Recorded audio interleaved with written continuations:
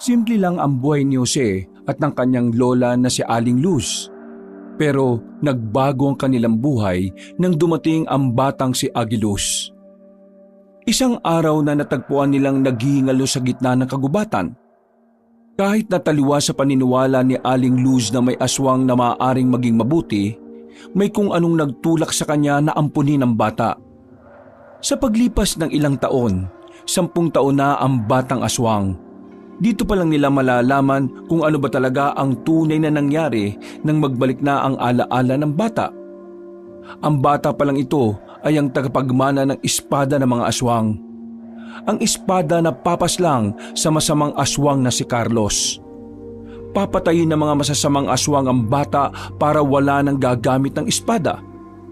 Sa ganitong sitwasyon, malalagay ang buhay ng maglola sa alanganin. Ganon din ang buhay ng karamihan. Ano nga kaya ang mangyayari sa kanilang kapalaran sa oras na makadaupang palad na nila ang mga aswang? Matutulungan kaya sila ng batang si Agiluz? O magtatagumpay ang kasamaan ng aswang na si Carlos? Ang kapalaran ng ating mga bida ay malalaman natin sa pagpapatuloy ng ating kwento. Dito lang sa nag-iisang tambayan ng ating nag-iisang channel, ang mga kwento ni Kabanong.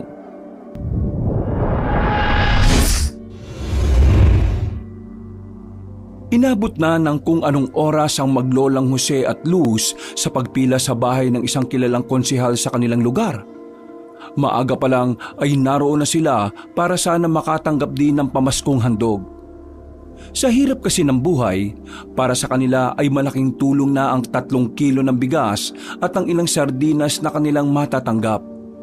Pero matatapos na lamang ang araw ay wala pa rin silang napapala.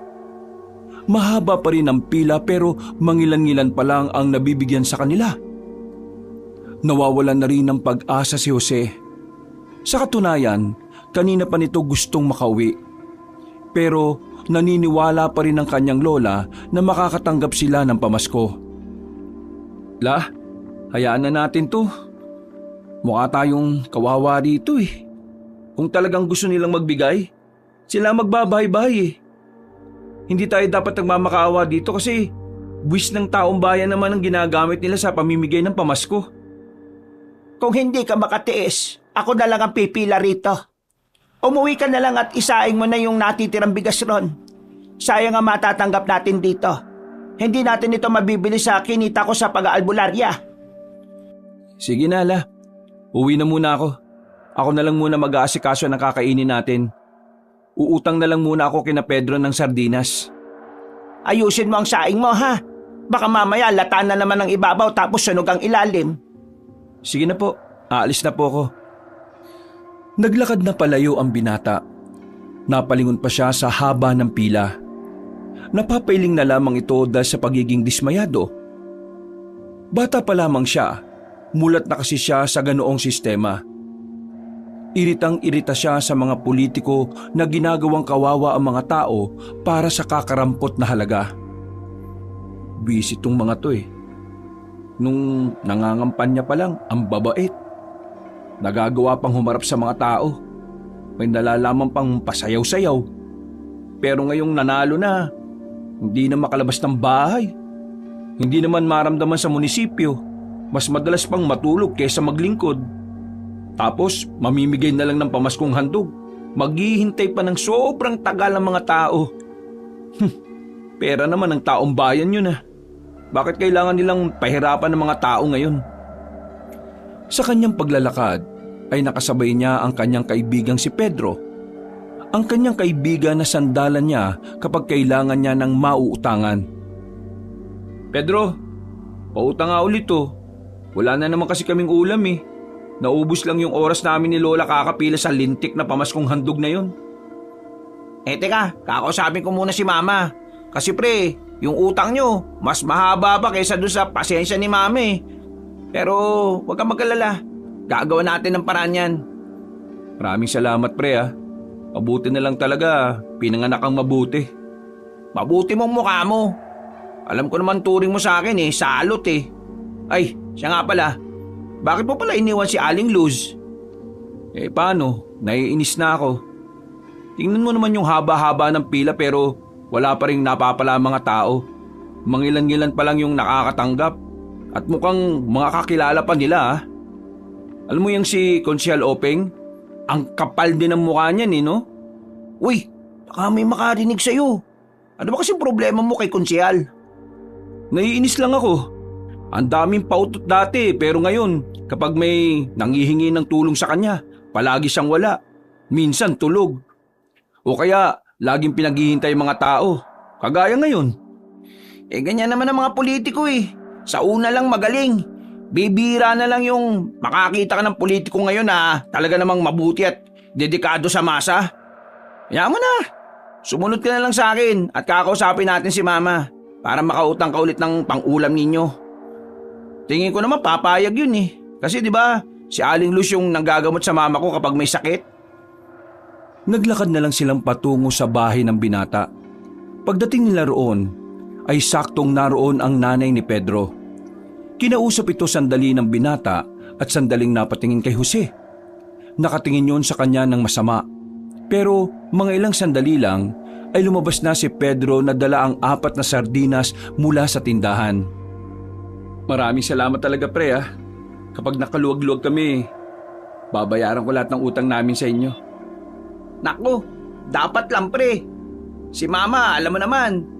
Kung ako lang naman hindi naman kita sinisingil Pero ang nanay ko, mukhang pera yun Pasensya na ulit At maraming salamat ulit dito. Naglakad na lamang ang binatang si Jose paalis. Kahit na papaano, magaan na ang pakiramdam ni Jose. May sasalba na naman kasi nilang maglola ang gabing yon. Napabuntong hininga na lamang ang lalaki. Sa isip-isip niya, kailangan na talaga niyang makapagtrabaho ulit. 2 linggo pa lang siyang walang trabaho, ramdam na niyang mas lalong humirap ang kanilang buhay. Pagdating niya sa kanilang bahay ay agad siyang nag-asikaso ng panghapunan nila. Makalipas lang ang ilang minuto, dumating na rin ang kanyang lola. Dismayado ang matanda, walang dala na kahit na ano. Umupo ang kanyang lola sa harapan ng pinto at saka bumuntong hininga. Agad namang napakamot ng ulo ang binatang si Jose. O di ba la? Napagod lang kayo sa wala? Sinasabi ko naman kasi sa inyo na huwag nyo nang suportahan yung tukmol na konsyal natin na yun Niluklok nyo pa kasi sa pwesto tapos ayan. Yan ang napala nyo. Manahimik ka nga. Wala namang magagawa yung mga sinasabi mo Alam mo la, kung anong problema sa inyong matatanda, hindi nyo kayang tanggapin ang opinyon na mas nakababata sa inyo. Tingnan nyo nga nangyari Kayong matatanda ang nagpanalo sa mga ganyang klaseng politiko. Pero sino ang magdurusa dyan balang araw? Ang mga kabataan. Kayong matatanda naman kasi, ayusin nyo naman kasi yung pagpili ng politiko. Sinayawan lang kayo, binoto nyo na kagad.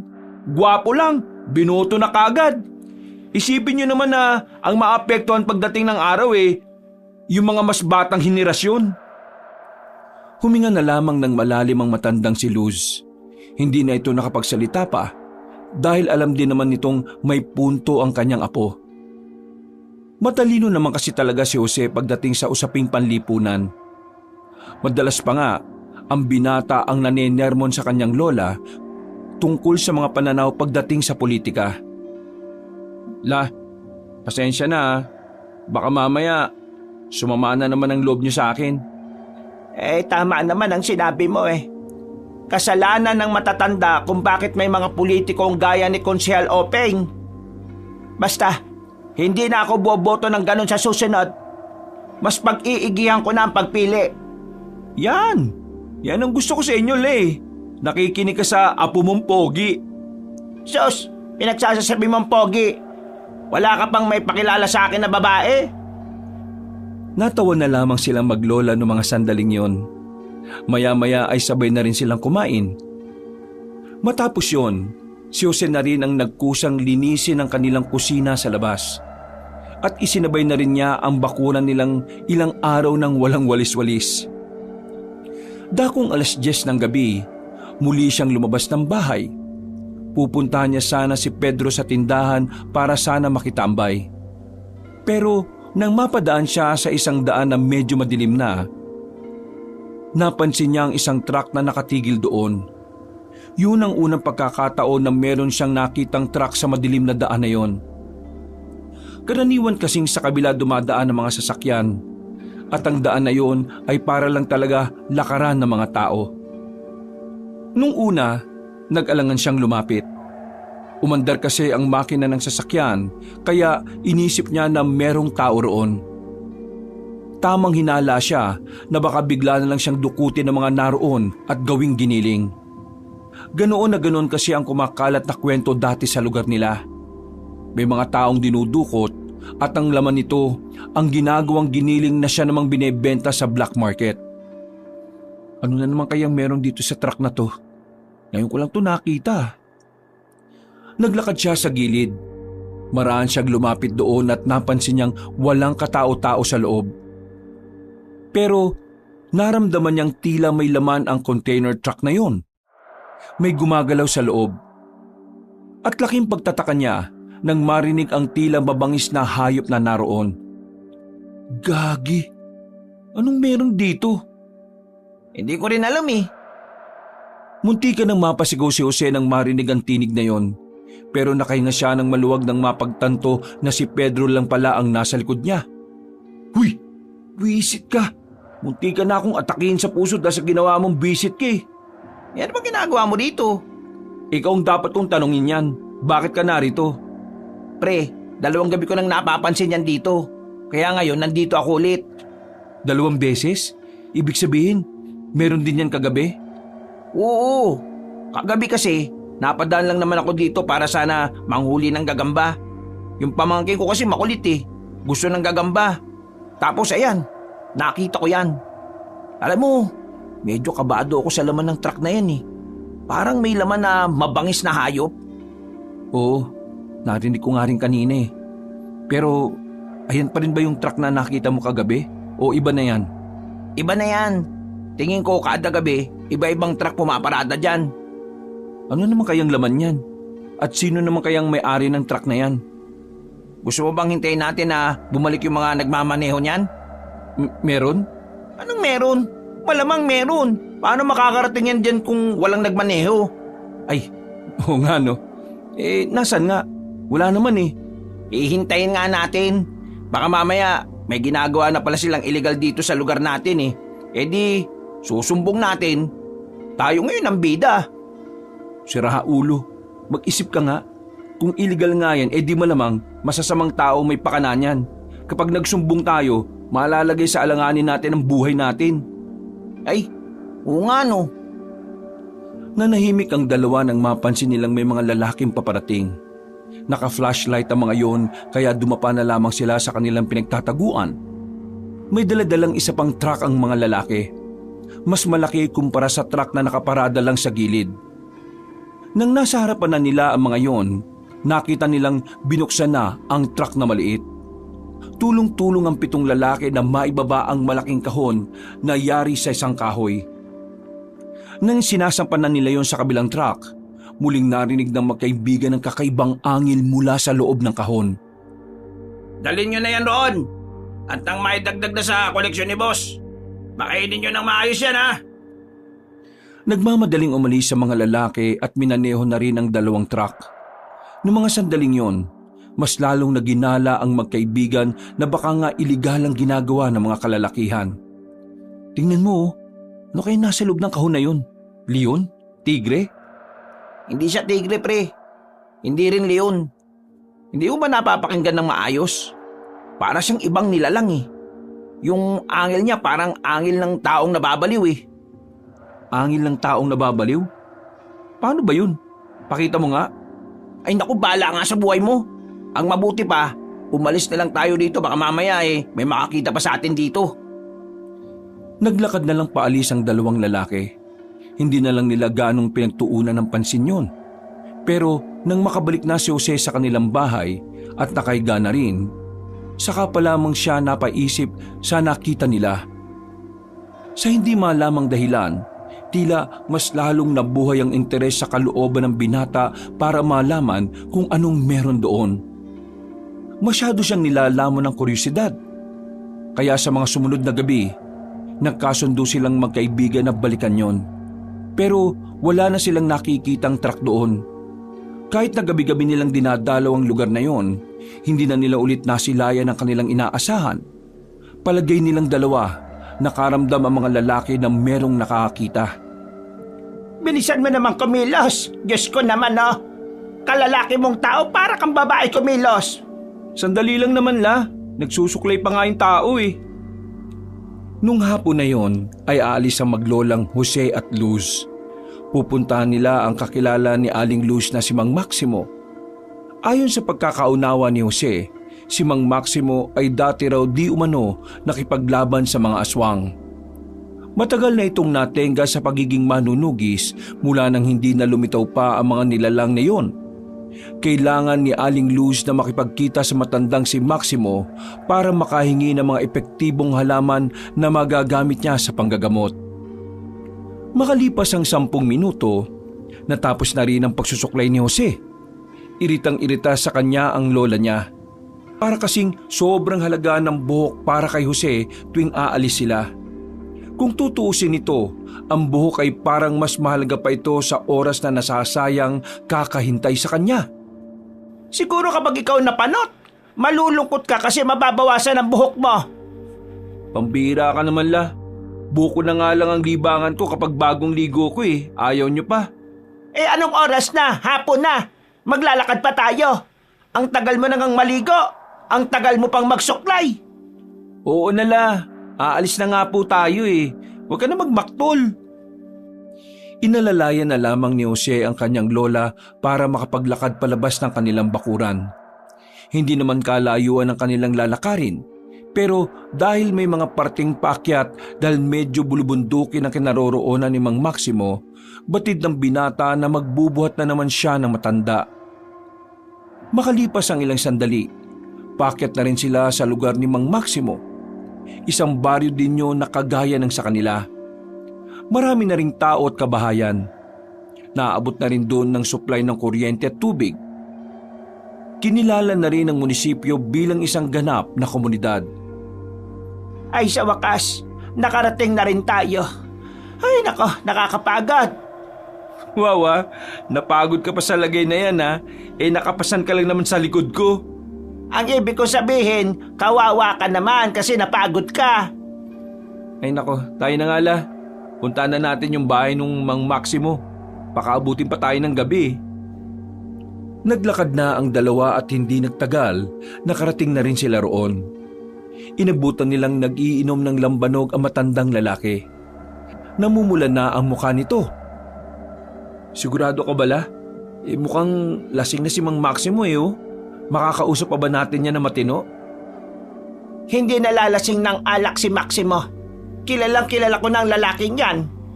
Hindi nalalasing? Paano mangyayari yun? Meron bang ganun tao? Halika. Nauna nang naglakad na matandang babae na si Aling Luz. Nang nasa bakuran na sila, napansin na sila ni Mang Maximo. Sandaling binitiwan ni Mang Maximo ang hawak-hawak nitong alak. Humarap ito sa kanila at napangiti na malapad. Lasbiminda. Kahit na matanda ka na litaw pa rin ang kagandahan mo ha? He, manahimik ka. Kung ano-ano na naman yung pinagsasasabi mo porque nakainom ka. Hindi ako nagpunta rito para makipaglukan sa'yo ha. Nandito ako kasi nag-usap tayo nung nakaraan na ibibigay mo sa akin yung mga mabibisang halamang gamot. Di ko na ba nakakalimutan ng usapan natin nung nakaraan? Sadyang natutuwa lang ako sa ganda mo na walang kupas. Pero teka, sino tong kasama mo? Ay, siya nga pala. Siya si Jose, ang sinasabi ko sa iyong apo ko. Jose, alam mo bang itong lola mo sobrang ganda nung araw? Isa ako sa mga nanligaw dyan kaso binasted ako nito Sinagot niya yung lolo mo. Siyempre, mapagparaya naman ako kaya hinayaan ko na lang. Hoy, ano ba? Pag-uusapan pa ba natin yung nakaraan? O pag-uusapan natin yung ipinunta ko rito? Ikaw naman, Mainipin ka talagang tao. O sige na, Jose. Iwanan mo na muna kami. Pumunta ka na muna ron sa gilid ng bahay namin. May makakausap ka dyan para hindi ka naman mainip kakahintay. Naglakad na lamang ang binata patungo sa direksyon na sinabi ng matandang lalaki. Pagliko niya sa gilid ng bahay, nakita niya ang isang dalagang maputi. Maganda at mahaba ang buhok. Maamo ang mukha nito.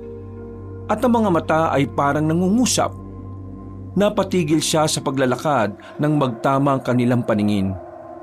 Hindi maunawaan ng binata kung ano ang kanyang nararamdaman. Hindi naman sinabi ni Lola na may magandang babae pala rito. May sinasabi ka ba? Ha? Hindi, wala. Ang sabi ko, kung pwede lang dito muna ako. Sabi kasi ni Mang Maximo, dito na raw muna ako eh. Ikaw ba yung apo ni Aling Luz Viminda? Oo, ako nga. Manahimik ka dyan. Ayaw ka na maingay kapag naglalaba ako. Sinunod ng binata ang sinasabi ng babae. Hindi siya nagsalita hanggang sa sunduin na siya ng kanyang lola. Dala na ng matandang babae ang mga halamang gamot na nakalagay na rin sa bayong. Napakamot na lamang sa ulo ang binata. Hindi man lang niya nakausap na maayos at matagal ang babaeng si Melanie. Anong pangalan nung apo ni Mang Maximo? Melanie, bakit? Type mo ba? Bakit hindi mo naman kasi sinabi agad na may ganong klase ng apo pala siya? Sus, type mo lang si Melanie. Oo la, sa buong buhay ko ngayon lang ako nakakita ng maganda Sinasabi mo ba na puro pangit ang nasa baryo natin? Parang ganun na nga po. Magtino ka. Matinong babae yon. Pero mabagsik si Melanie. Yun nga ang gusto ko babaeng mabagsik. Sira ulo. Ibang bagsik atang iniisip mo Si Melanie, mas magaling pa siyang manunugis kaysa sa lolo niya. Napanganga na lamang ang binatang si Jose sa sinabi ng kanyang lola. Ang unang pumasok sa utak niya, mala Amazona ang datingan ni Melanie. Ganun pa man, mas lalo siyang ginanahan. Ang gusto kasi niya sa mga babae ay yung mga babaeng matatapang at kayang tumayo sa sariling mga paa. Habang naglalakad sila ng kanyang lola sa gilid ng kalsada, meron silang nakitang batang lalaki na tumatakbo. Iika-ika ang batang lalaki. Nakalaunan, bigla na lamang bumagsak sa lapag. Nag-aalala ang matandang si Luz nang makita yon. Nagmamadali itong makalapit. Nakita nila ang batang lalaki na maraming sugat, maraming kalmot sa katawan, duguan at wala ng malay. Baka mamaya tayo pa mapagbintangan dyan Tumawag na lang tayo ng pulis. Hindi natin pwedeng iwan ang batang ito rito. Nakikita mo naman ang kalagayan niya Hindi ka ba naaawa? Tara, tulungan mo ako. Dadali natin sa ospital yan? Alam mo namang wala tayong pera. Dadali natin sa bahay. Ako ang gagamot dyan. Bilisan mo na. Ang dami mo pang sinasabi. Napilitan na lamang ang lalaking si Jose. Kahit naduguan ang batang nasa harapan niya ay binuhat na lamang niya yon. Mabilis silang naglakad. Halos tumatakbo na nga rin. Dumaan sila sa daan na wala ng gaanong tao. Doon ang daan kung saan nila nakita ni Pedro ang truck na nakaparada. Madali silang nakarating ng kanilang bahay nang walang nakakakitang tao. Agad na inihiga ni Jose ang batang lalaki na wala pa ring malay. Inihanda niya ang lahat ng gagamitin ng kanyang lola. Habang sinusuri naman ni Aling Luz ang sugatan na bata. Nang ayos na ang lahat, mabilis na inasikaso ni Aling Luz ang bata. Gamit ang mga natitira niyang panggamot, binigyan niya ng paunang luna sa mga tinamong sugat ng batang lalaki. Tumagal ng halos 1 oras bago natapos yon. Pagbalik ni Jose sa loob, marami ng benda ang katawan ng bata. Napasandal na lamang si Jose sa dingding habang nakaupo. Ano na naman pumasok sa isip mo, Alam mo namang pwede tayong mapahamak sa kanya. Alam ko. Alam kong baka mamatay ang batang ito at baka tayong mapagbintangan. Pero nakita kong lumalaban siya. Kaya dapat ko siyang iligtas. Kapag naging albularyo kay maiintindihan mo rin ako. Pero hindi bale, maayos rin naman ang mga sugat na niya. Nalinis ko na rin. Tingin mo la, saan niya kaya nakuha yung mga sugat niyang yan? Ang dami, hindi normal. Inatake ba yan ng mabangis na hayop sa kagubatan? May kutob ako kung saan. Pero hindi pa ako sigurado kaya hindi ko na muna sasabihin sa iba. Bakit la? Ibang tao po ba ako? Kahit nasabihin ko sa iyo, hindi ka rin naman agad maniniwala. Ano nga po yun? Paano ko malalaman kung kapanipaniwala yan kung hindi mo naman sasabihin? Aswang. Aswang? Ano? Aswang? Seryoso? O di ba? Hindi ka makapaniwala. Kaya manahimik ka na muna dyan. Magpapahinga na muna ako dahil napagod ako sa panggagamot. Bantayan mo ang batang ito, ha? Hinayaan na lang ni Jose ang kanyang lola. Kitang-kita niya kasi ang pagod sa mukha ng matandang babae. Habang nasa harapan siya ng batang lalaki, hindi niya maiwasang hindi tingnan ang mga sugat nito. Napapaisip din kasi siya talaga kung papaanong kinaya pa ng bata ang ganong karaming sugat. Lalo pat sinasabi ng kanyang lola na aswang ang may gawa nito sa bata. Naniniwala naman si Jose sa aswang. Kinalakihanan niya kasi ang mga kwento ng kanyang lola na noon marami talagang aswang sa kanilang lugar. Kaya nga lang, dahil nga wala pa ring nagpapakitang aswang, hindi niya yun pinagkainteresan pa. Para sa kanya, isa na lamang lumang kwento o pangit na kasaysayan ang mga tungkol sa nilalang na yon. Pero ngayon, labis siyang napapaisip. Kapag tinitingnan niya ang haba at laki ng sugat ng bata, naiisip niya na baka nga nagbabalik na ang mga aswang. Sa kakabantay sa batang lalaki, nakaidlip na rin si Jose sa gilid. Nagising na lamang siya nang maramdaman niyang may kumikilos sa labas ng bahay nila. Pagtingin niya sa kinahihigaan ng bata, wala na yun doon. Napabangon siya kaagad. Pagtingin niya sa labas, nakita niya si Aling Luz at ang batang lalaki na naroon. Kumakain ng bata habang pinapanood lang ito ng kanyang lola. Napahawak na lamang sa dibdib si Jose. Kinabahan siya dahil ang akala niya ay nawawala yun. Hindi niya rin alam kung bakit ganun na lamang ang kanyang pag-aalala. Mag-uumaga na.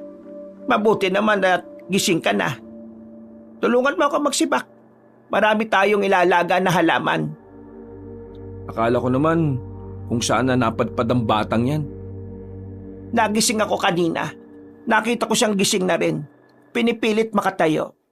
Nangihina dahil sa gutom. Kaya ayan, nilagaan ko ng karne.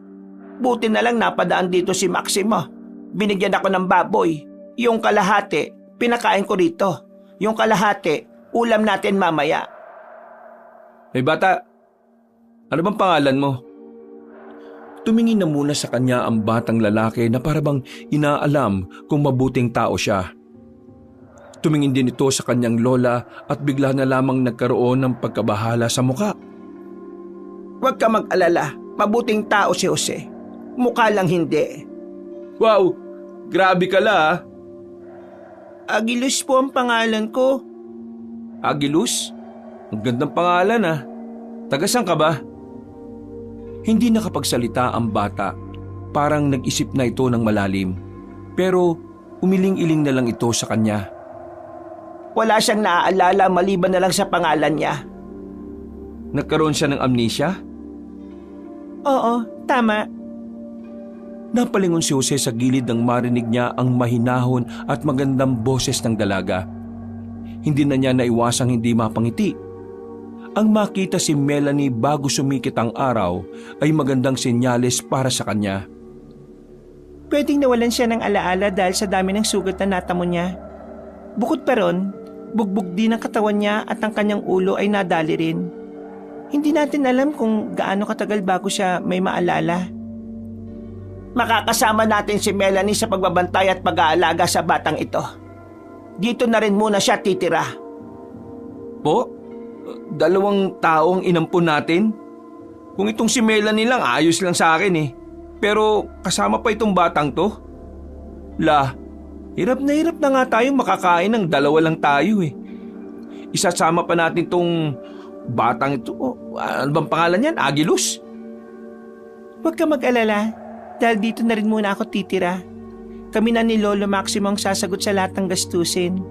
Ang mahalaga, mabantayan ng batang yan at masigurong ligtas siya sa poder natin. Teka, sandali lang.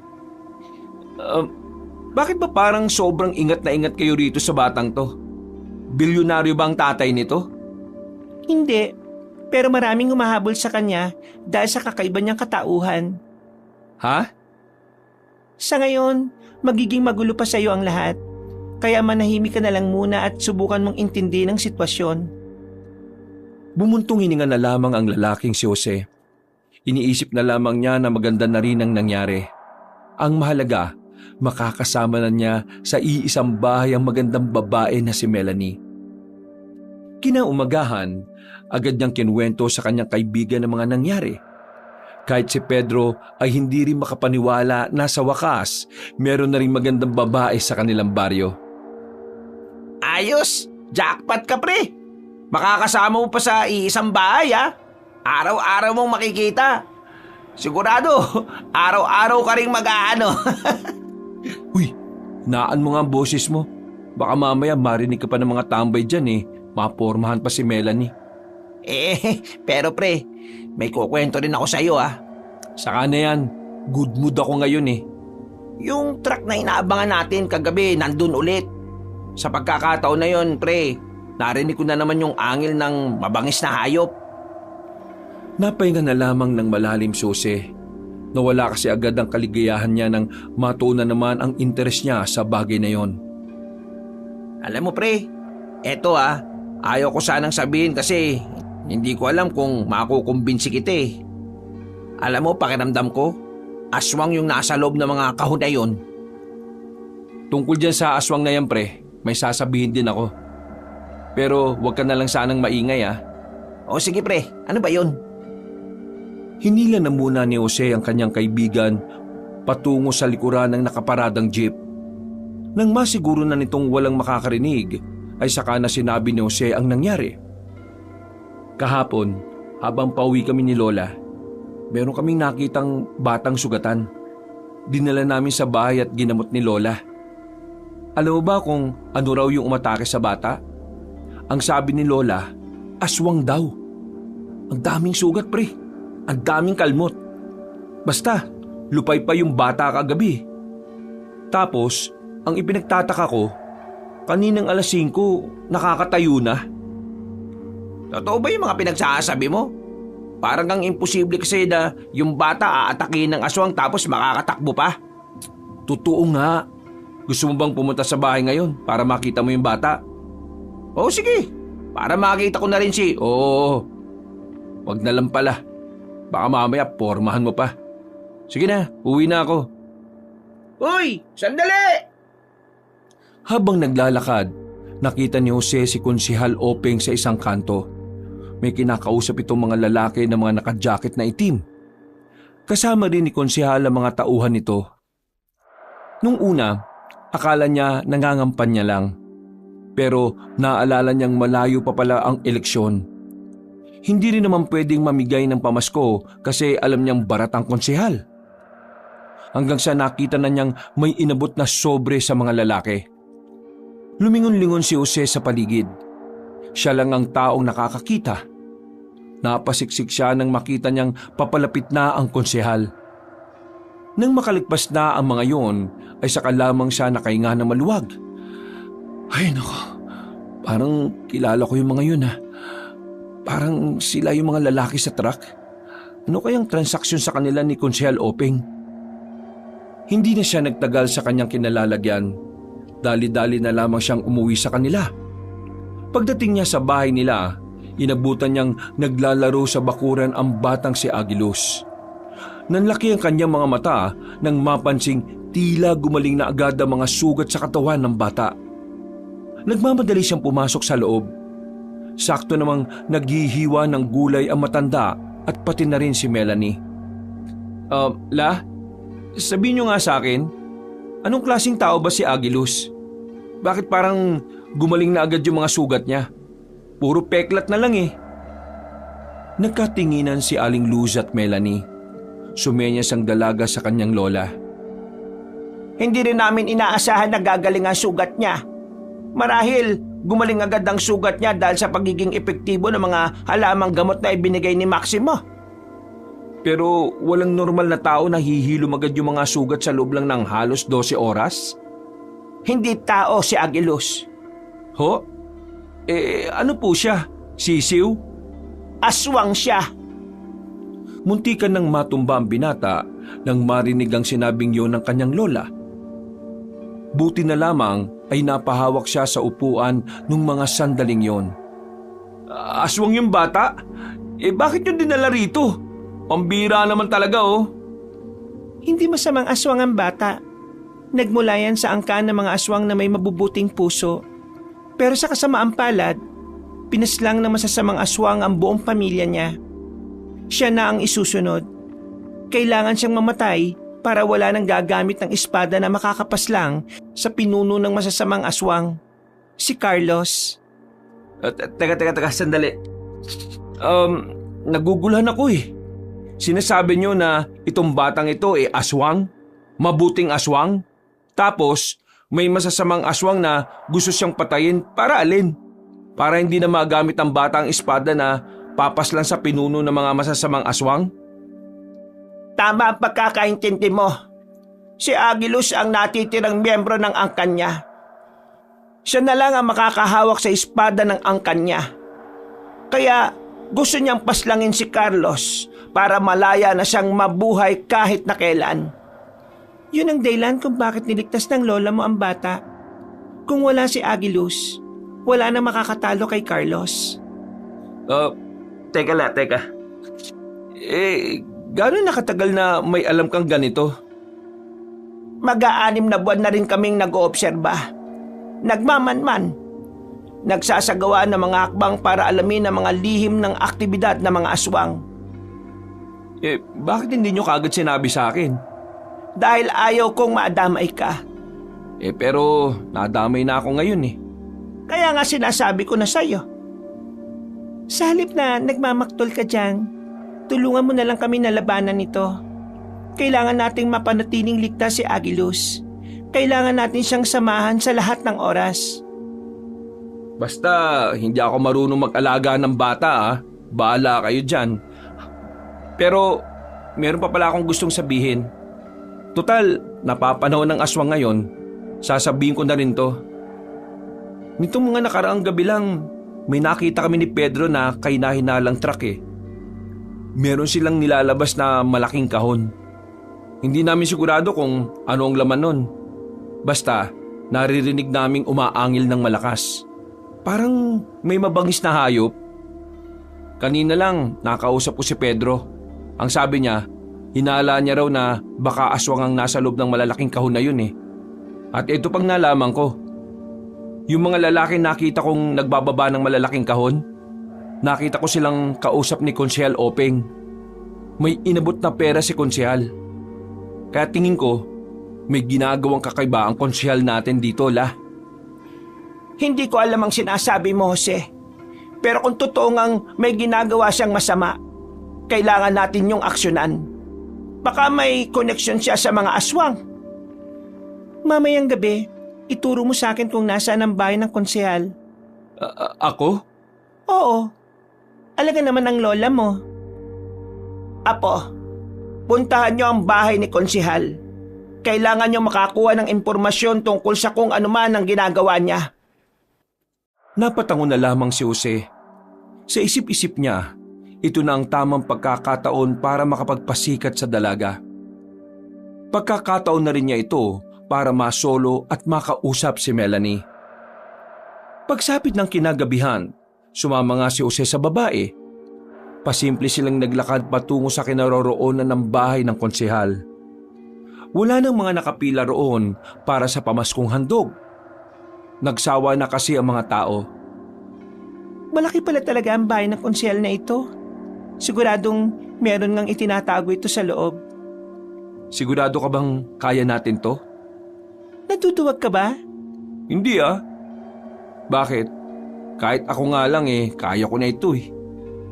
Kung binabalak mong magpasikat sa akin, pakiusap wag na. Baka mabulilyaso pa tayo. Sumunod ka lang sa akin. Wala kang ibang gagawin kundi sumunod sa akin. Naintindihan mo ba ako? Tumango-tango na lamang si Jose na para bang bata. Nang makakuha na sila ng tiyempo, mas lumapit pa sila sa bandang gilid ng malaking bahay. Bagyang madilim yon, kaya mas naging madali para sa kanila na lumapit. Nung mga sandaling yon, aminadong kabado si Jose. Yung kasi ang unang pagkakataon na gagawa sila ng ganoong klase ng bagay. Pero dahil kasama niya ang dalaga, pinipilit na lamang niyang magmukhang matapang. Hindi niya hahayaang ma-turn off sa kanya si Melanie. Nang makarating na sila sa bandang dulo, nagkaroon na rin sila ng pagkakataon na makapasok. Inakyat kasi nila ang pader. Nang nasa likuran na sila ng bahay, nasipat nila sa loob si Konsehal Openg na may kausap sa telepono. Lumapit sila ng bahagya para marinig ang sinasabi ng matandang lalaki. Narito na ang mga alaga natin. Baka sa makalawa, makakausap ko na rin ang mga buyer nito. Dadalhin ito sa ibang bansa. Solido ito pare. Dito lang sa Pilipinas nakakakuha ng ganito. Paano namin nahuli? Hindi namin hinuli. Yung mismong tribo nila ang nakakausap namin. Sa kanila kami mismo kumukuha. Sila mismo ang nagbibigay sa amin ng kapwa nila. Tapos ibinebenta namin ng triple. Oo, totoo. Totoo mga aswang ang nakakausap namin. Ay nako, mabilis talaga ang pagyaman ko nito. Nang marinig nila ang mga sinabing yun ni Konsehal, nakaramdam ng kilabot si Jose. Dito na niya napagtanto na talaga palang pwedeng negosyo ang pagbebenta ng aswang. Ang hindi lang niya mapaniwalaan ay si Konsehal Openg pa ang gagawa ng ganoong kasuklam-suklam na gawain. Posible palang ibenta ng mga aswang ang kapwa nila aswang? Ang mga binibenta ng mga aswang ay yung mga kapwa nila na may mga diferensya na. O yung mga aswang na wala nang pakinabang sa kanila. Kagaya na lamang ng may mga sakit. O kaya may kapansanan. Hindi sila magbebenta ng aswang na alam nilang mapapakinabangan pa nila. Kung nagbebenta sila, ano naman ang gagawin nila sa pera? Isa lang ang nakikita kong dahilan. Gagamitin nila ang pera para makapagparami. Para magkaroon ng mga bagong aswang na gagamitin nila laban kay Agilus. Ha? Anong gagawin natin ngayon? Kailangan malaman ito ni Lolo. Kailangang may handa kagad ang mga manunugi sa nalalapit na laban. Diyos ko naman. Pahiga-higa lang ako sa bahay nitong nakarang araw. May nangyayari na palang ganito. Ikaw, kailangan mo magsanay. Kailangan mong tumulong. Kung gusto mong mapansin kita, dapat magkaroon ka ng kwenta sa misyon na ito. Ha? Sige na nga. Natahimik silang dalawa nang makita nilang napatingin sa direksyon nila ang matandang lalaki. Bago pa sila makita ng konsehal, nagmamadali na silang makaalis doon. Nakahinga lang ng maluwag si Jose nang tuluyan na silang makalayo.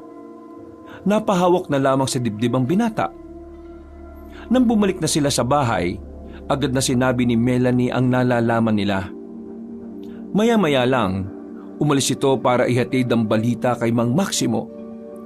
3 na lamang silang naiwan sa bahay kasama ang batang si Agilus. Gusto ko pong humingi ng tawad. Hanggang ngayon, hindi ko pa rin po alam kung saan ako nagmula eh. Pero ang pagkakaalam ko po, aswang po talaga ako. Hindi ka naman namin minamadaling makaalala. Pero kapag nakaalala ka na, ituturo mo sa amin kagad kung nasa ng espada na makakapas lang sa pinuno ng mga aswang. Tutulungan ka naming makuha yon. Kumusta na mga sugat mo? Magaling na po ang mga sugat ko. Ganito po pala kapag aswang, mabilis gumaling ang sugat. Espesyal na aswang ka, iho. Kaya nagpapasalamat ako dahil napunta ka sa kabutihan. Pwede ko po ba kayong tawaging Lola? Hoy, Ako lang ang nag-iisang apo niya, no? Oo naman, pwedeng-pwede. Total, nakakamiss din naman na magkaroon ng apo na bata. Hindi yung matanda na pasaway. Kung kaya pasaway dyan la, bumoboto ka ng mga maling politiko eh. Pinapangako ko po na kapag bumalik na ang alaala ko, tutulungan ko po kayong talunin ng mga masasamang aswang. Ay huwag ka magmadali. Kailangan mo lang magpahinga. Sa ngayon, kami na muna ang bahala. Hinaplos na matandang babae ang buhok ng batang si Agilus. Napangiti naman ang bata. Kinabukasan, nabigla na lamang si Jose nang dumating si Mang Maximo kasamang iba pa nitong mga miyembro na manunugis. Ayon sa matandang lalaki, ang hapon na yon ang itinakdang araw para pigilan ang transaksyon ni Konsyal Openg dun sa mga aswang. Kahit na ayaw sumama ni Jose, napilitan na lamang siyang sumama dahil naroon si Melanie. Naglakad sila patungo sa bahay ng konsehal. Sinubukan pa silang pigilan ng mga tauhan nito pero walang nagawa ang mga yon nang maglabas ng mahahabang katana ang mga manunugis. Nasaan ang ama niya? Hindi pa man nakakasagot ang pinagtanungan nilang kasambahay, bumaba na sa hagdan ng matandang lalaki na si Openg. Humarap ito sa kanila ng nakasimangot at salubong ang kilay. Anong ibig sabihin nito? Bakit kayo pumasok sa bahay ko nang hindi nagpapaalam? Alam niyo bang trespassing ang ginagawa niyo? Pwedeng-pwede ko kayong kasuhan. Hindi mo ba muna tatanungin kung ano ang pinunta namin dito? Ano nga ba ang pakay ninyo rito? At bakit niyo binubulabog ang bahay ko? Ang pakay namin dito ay walang iba, kundi ang mga alaga mong itinatago mo at ibinebenta mo sa ibang bansa. Ha? Anong pinagsasabi nitong tao na to? Teka nga. Sino ka ba? Hindi mo ba ako kilala? Ako ang konsehal sa baryong ito. Wala akong pakialam kung sino ka pa. Itinutok ni Mang Maximo ang mahabang katana sa liig ng matandang si Openg. Nang dahil dito, nakaramdam na rin ng takot ng konsehal. Melanie, hindi naman niya agad papatayin yan, di ba? Hindi nagsalita si Melanie. Sinenyasan lang siya nito na manahimik sa gilid. Ano bang problema? Wala naman akong kasalanan sa inyo Sa amin wala, pero sa mga tao meron. Alam mo bang nilalagay mo sa alanganin ng buhay ng lahat dahil sa ginagawa mo? Ano ba kasing ginagawa ko? Nagtatago ka ng aswang at ibinebenta mo sa ibang bansa. Nanlalaki ang mga mata ni Mang Openg. Kahit na halatang halata na sa mukha nito, hindi pa rin ito umaamin. Anong tinatagong aswang? Anong aswang? Walang aswang. Hindi naman totoo yung aswang na yan Kung hindi ka aabil wala na akong magagawa. Inambana ni Mang Maximo ang kanyang katana. Akmang tatagain na nito sa liig ng konsehal nang bigla itong sumigaw. Oo na! Amin na ako! Aamin ka rin pala, ang dami mo pang sinasabi. Ituro mo sa akin kung nasaan ang mga aswang. Bilisan ba? Oo na! Pero pwede bang ibaba mo muna yung katana na yan? Tataas ko ulit sa liig mo yan kapag kumulit ka. Bilisan ba? Nauna nang naglakad ang konsehal. Sinundan naman nila yon. Meron silang pinasukan na isang silid. Sa silid na yon ay may sikretong lagusan sa ilalim ng carpet. Bumaba sila roon. Kasama pa rin si Jose, na sa mga sandaling yon aminadong nawiwindang sa mga kaganapan. Hindi niya inakala na sa wakas, makakaganti na rin siya sa mga araw na pinagmukha silang kawawa ni Konsehal Openg. Pagbaba nila roon, nakita nila ang malawak na underground. Naroon ang iba't ibang uri ng aswang na nakalagay na sa loob ng matibay na aquarium. Kahit si Jose, hindi rin makapaniwala sa kanyang mga nakita. Hindi niya inakala na makakakita siya ng isang aswang na hindi gaya ni Agilus. Ito na ba lahat yan? Oo, ito na lahat. Wala na akong tinatagong iba. Ito na talaga. Pwede bang magtira kahit dalawa? Business ko kasi. Manahimik ka! Konsehal ka pa naman pero napakawalang kwenta mong tao. Mas mahalaga pa sa yung pera kaysa kaligtasan ng mga tao. Nakakaya ka! Lo, Simulan na natin ang pagpatay sa mga aswang na yan.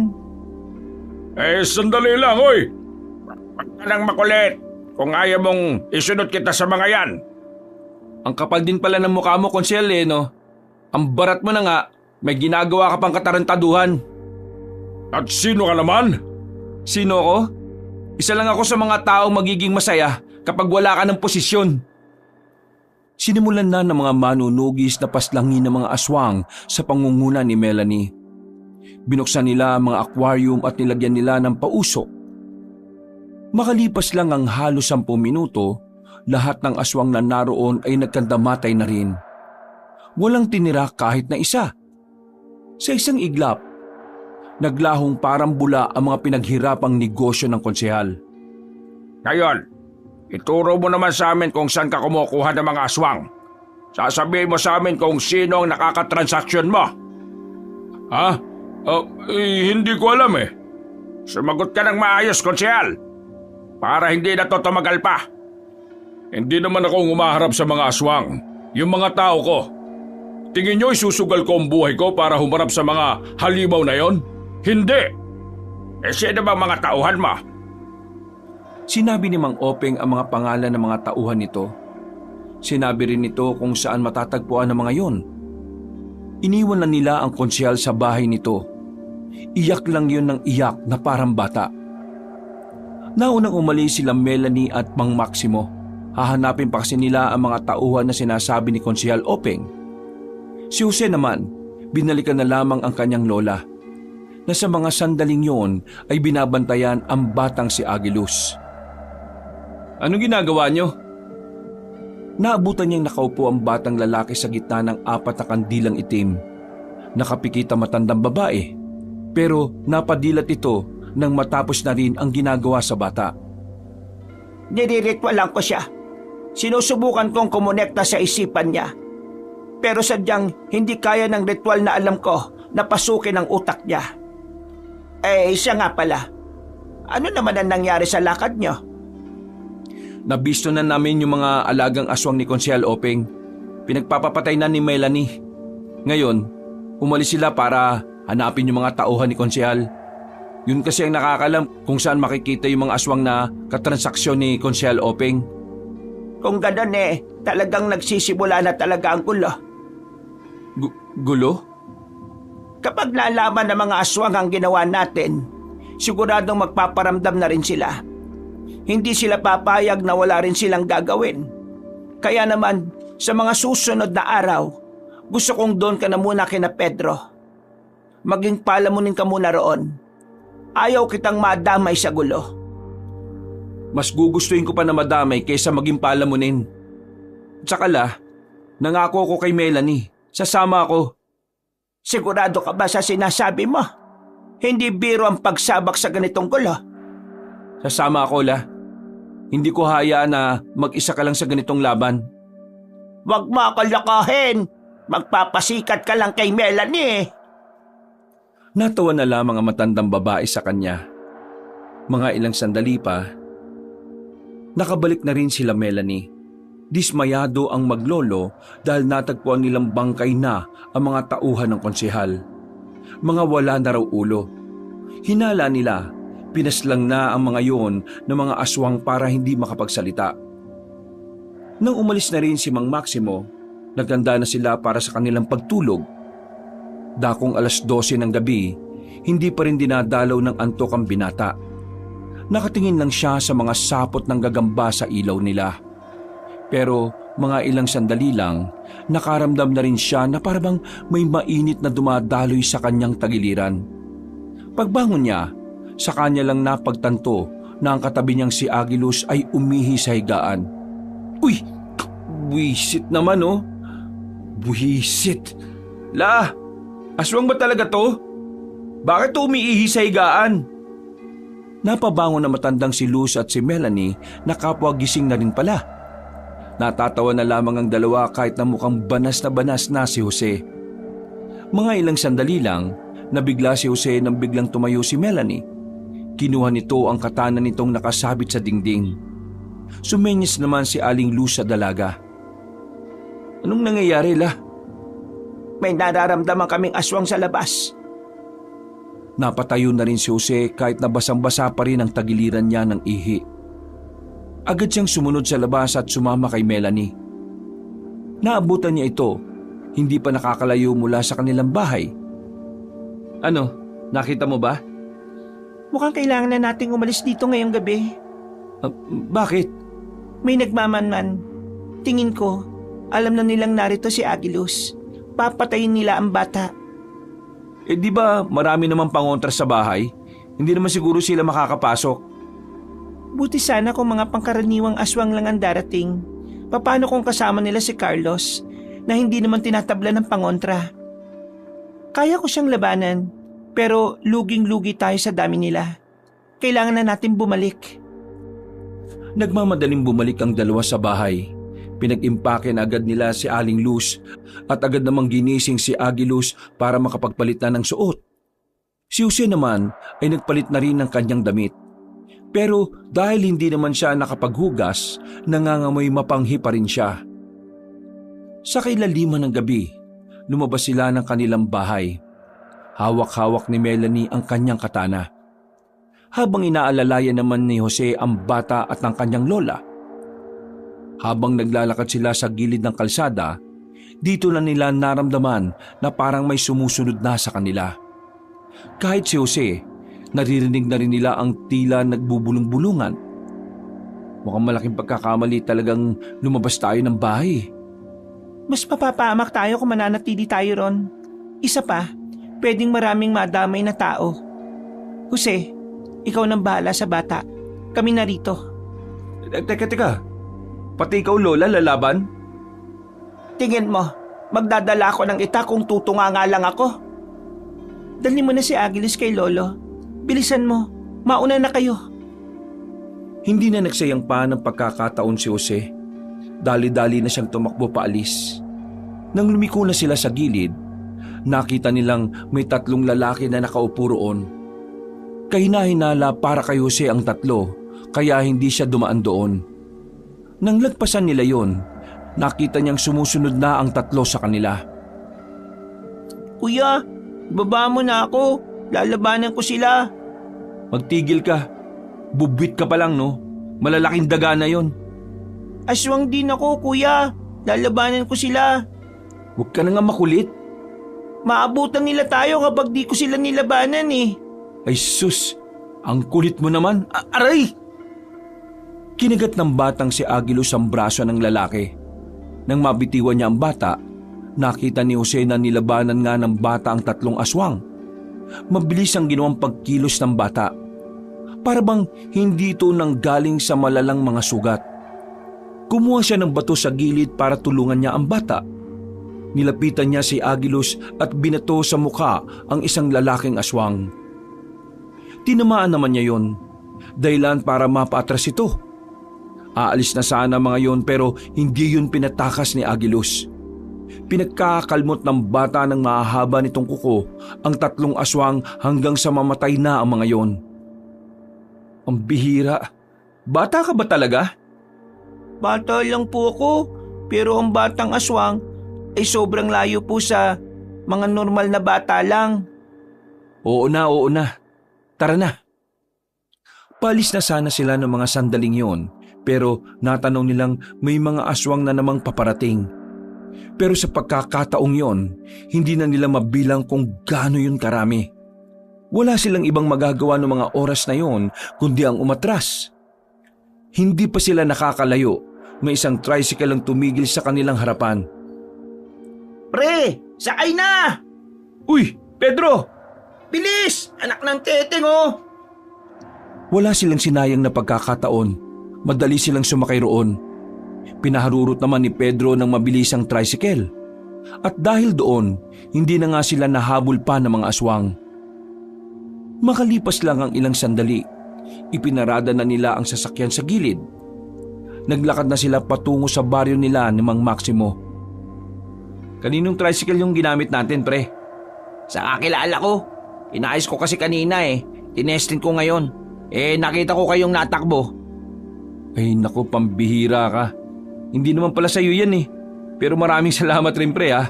Kung hindi ka dumating, baka kung napano na kami. Yan ba yung sinasabi mong bata na inampon ni Aling Luz? Oo, si Agilus. Alam ko na pre, nakita ko kanina. Ang alin?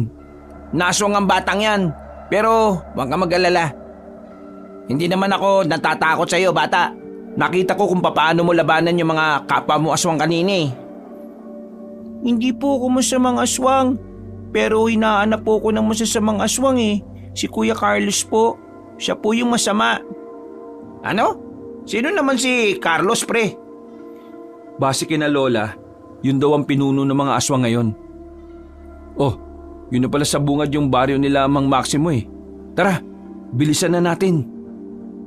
Nagmamadali silang naglakad paakyat. Nang makapasok na sila sa baryo ay agad nilang hinanap ang bahay ng matandang manunugis. Pagdating nila roon, sakto namang nasa bakuran lang ang matandang lalaki habang lumalaklak na naman ng lambanog. Mang Maximo? Jose, bakit ka nandito? Bakit mo dinala yan dito? Patulog na kami kanina. Biglang sabi ni Melanie at Lola na may nagmamanman sa bahay. Naisipan niyang umalis na ron dahil baka dumating daw si Carlos at yung mga aswang. Pero habang tumatakas naman kami, nasundan na kami ng mga aswang. Kaya ayun, pinauna ako ni Melanie. Kasama niya si Lola. May pag-aalala sa tinig ng binata. Nag-aalala siya para sa kanyang lola. Matanda na ang lola niya. Alam niyang limitado na lamang ang kayang gawin nito. Pagdating sa pagkilos, alam niyang limitado na lamang ang kayang gawin nito pagdating sa pagkilos. Pero napansin ni Jose na parang kalmado lang naman si Mang Maximo. Para bang hindi man lang ito nag-aalala na nasa labanan ang kanyang apo na si Melanie. Hindi po ba kayo nag-aalala para sa kanya? Hindi. Alam ko naman kasing kayang-kaya niya mga yon. Iho, hindi mo kilala lola mo. Mausay yon. Kahit matanda na yon, ay nako. Hindi ko alam kung maniniwala ako sa inyo pero sige, para hindi na rin ako gaano mag-alala. Ano pa bang ginagawa niyo dyan? Pumasok na kayo rito. Lumapit si Jose sa matandang lalaki. Pero agad na naamoy ni Mang Maximo ang panghi na umaalingasaw. Ay teka. Bakit mapanghi? Umamin nga kayo. Sinong mapanghi sa inyong tatlo? Kanina ko pa nga po naamoy yun eh. Pero hindi lang ako sigurado kung sino po sa kanilang dalawa. Umipo kasi ako kanina sa higaan eh. Pero nakapagpalit naman ako at nakapagpunas na. Baka po si Kuya Jose po ang mapanghi. Nagpalit lang po kasi siya ng suot eh. Oo na, ako na ang mapanghi. Bisit na buhay to. Mang Maximo, pwede bang magbuhos muna sa inyo?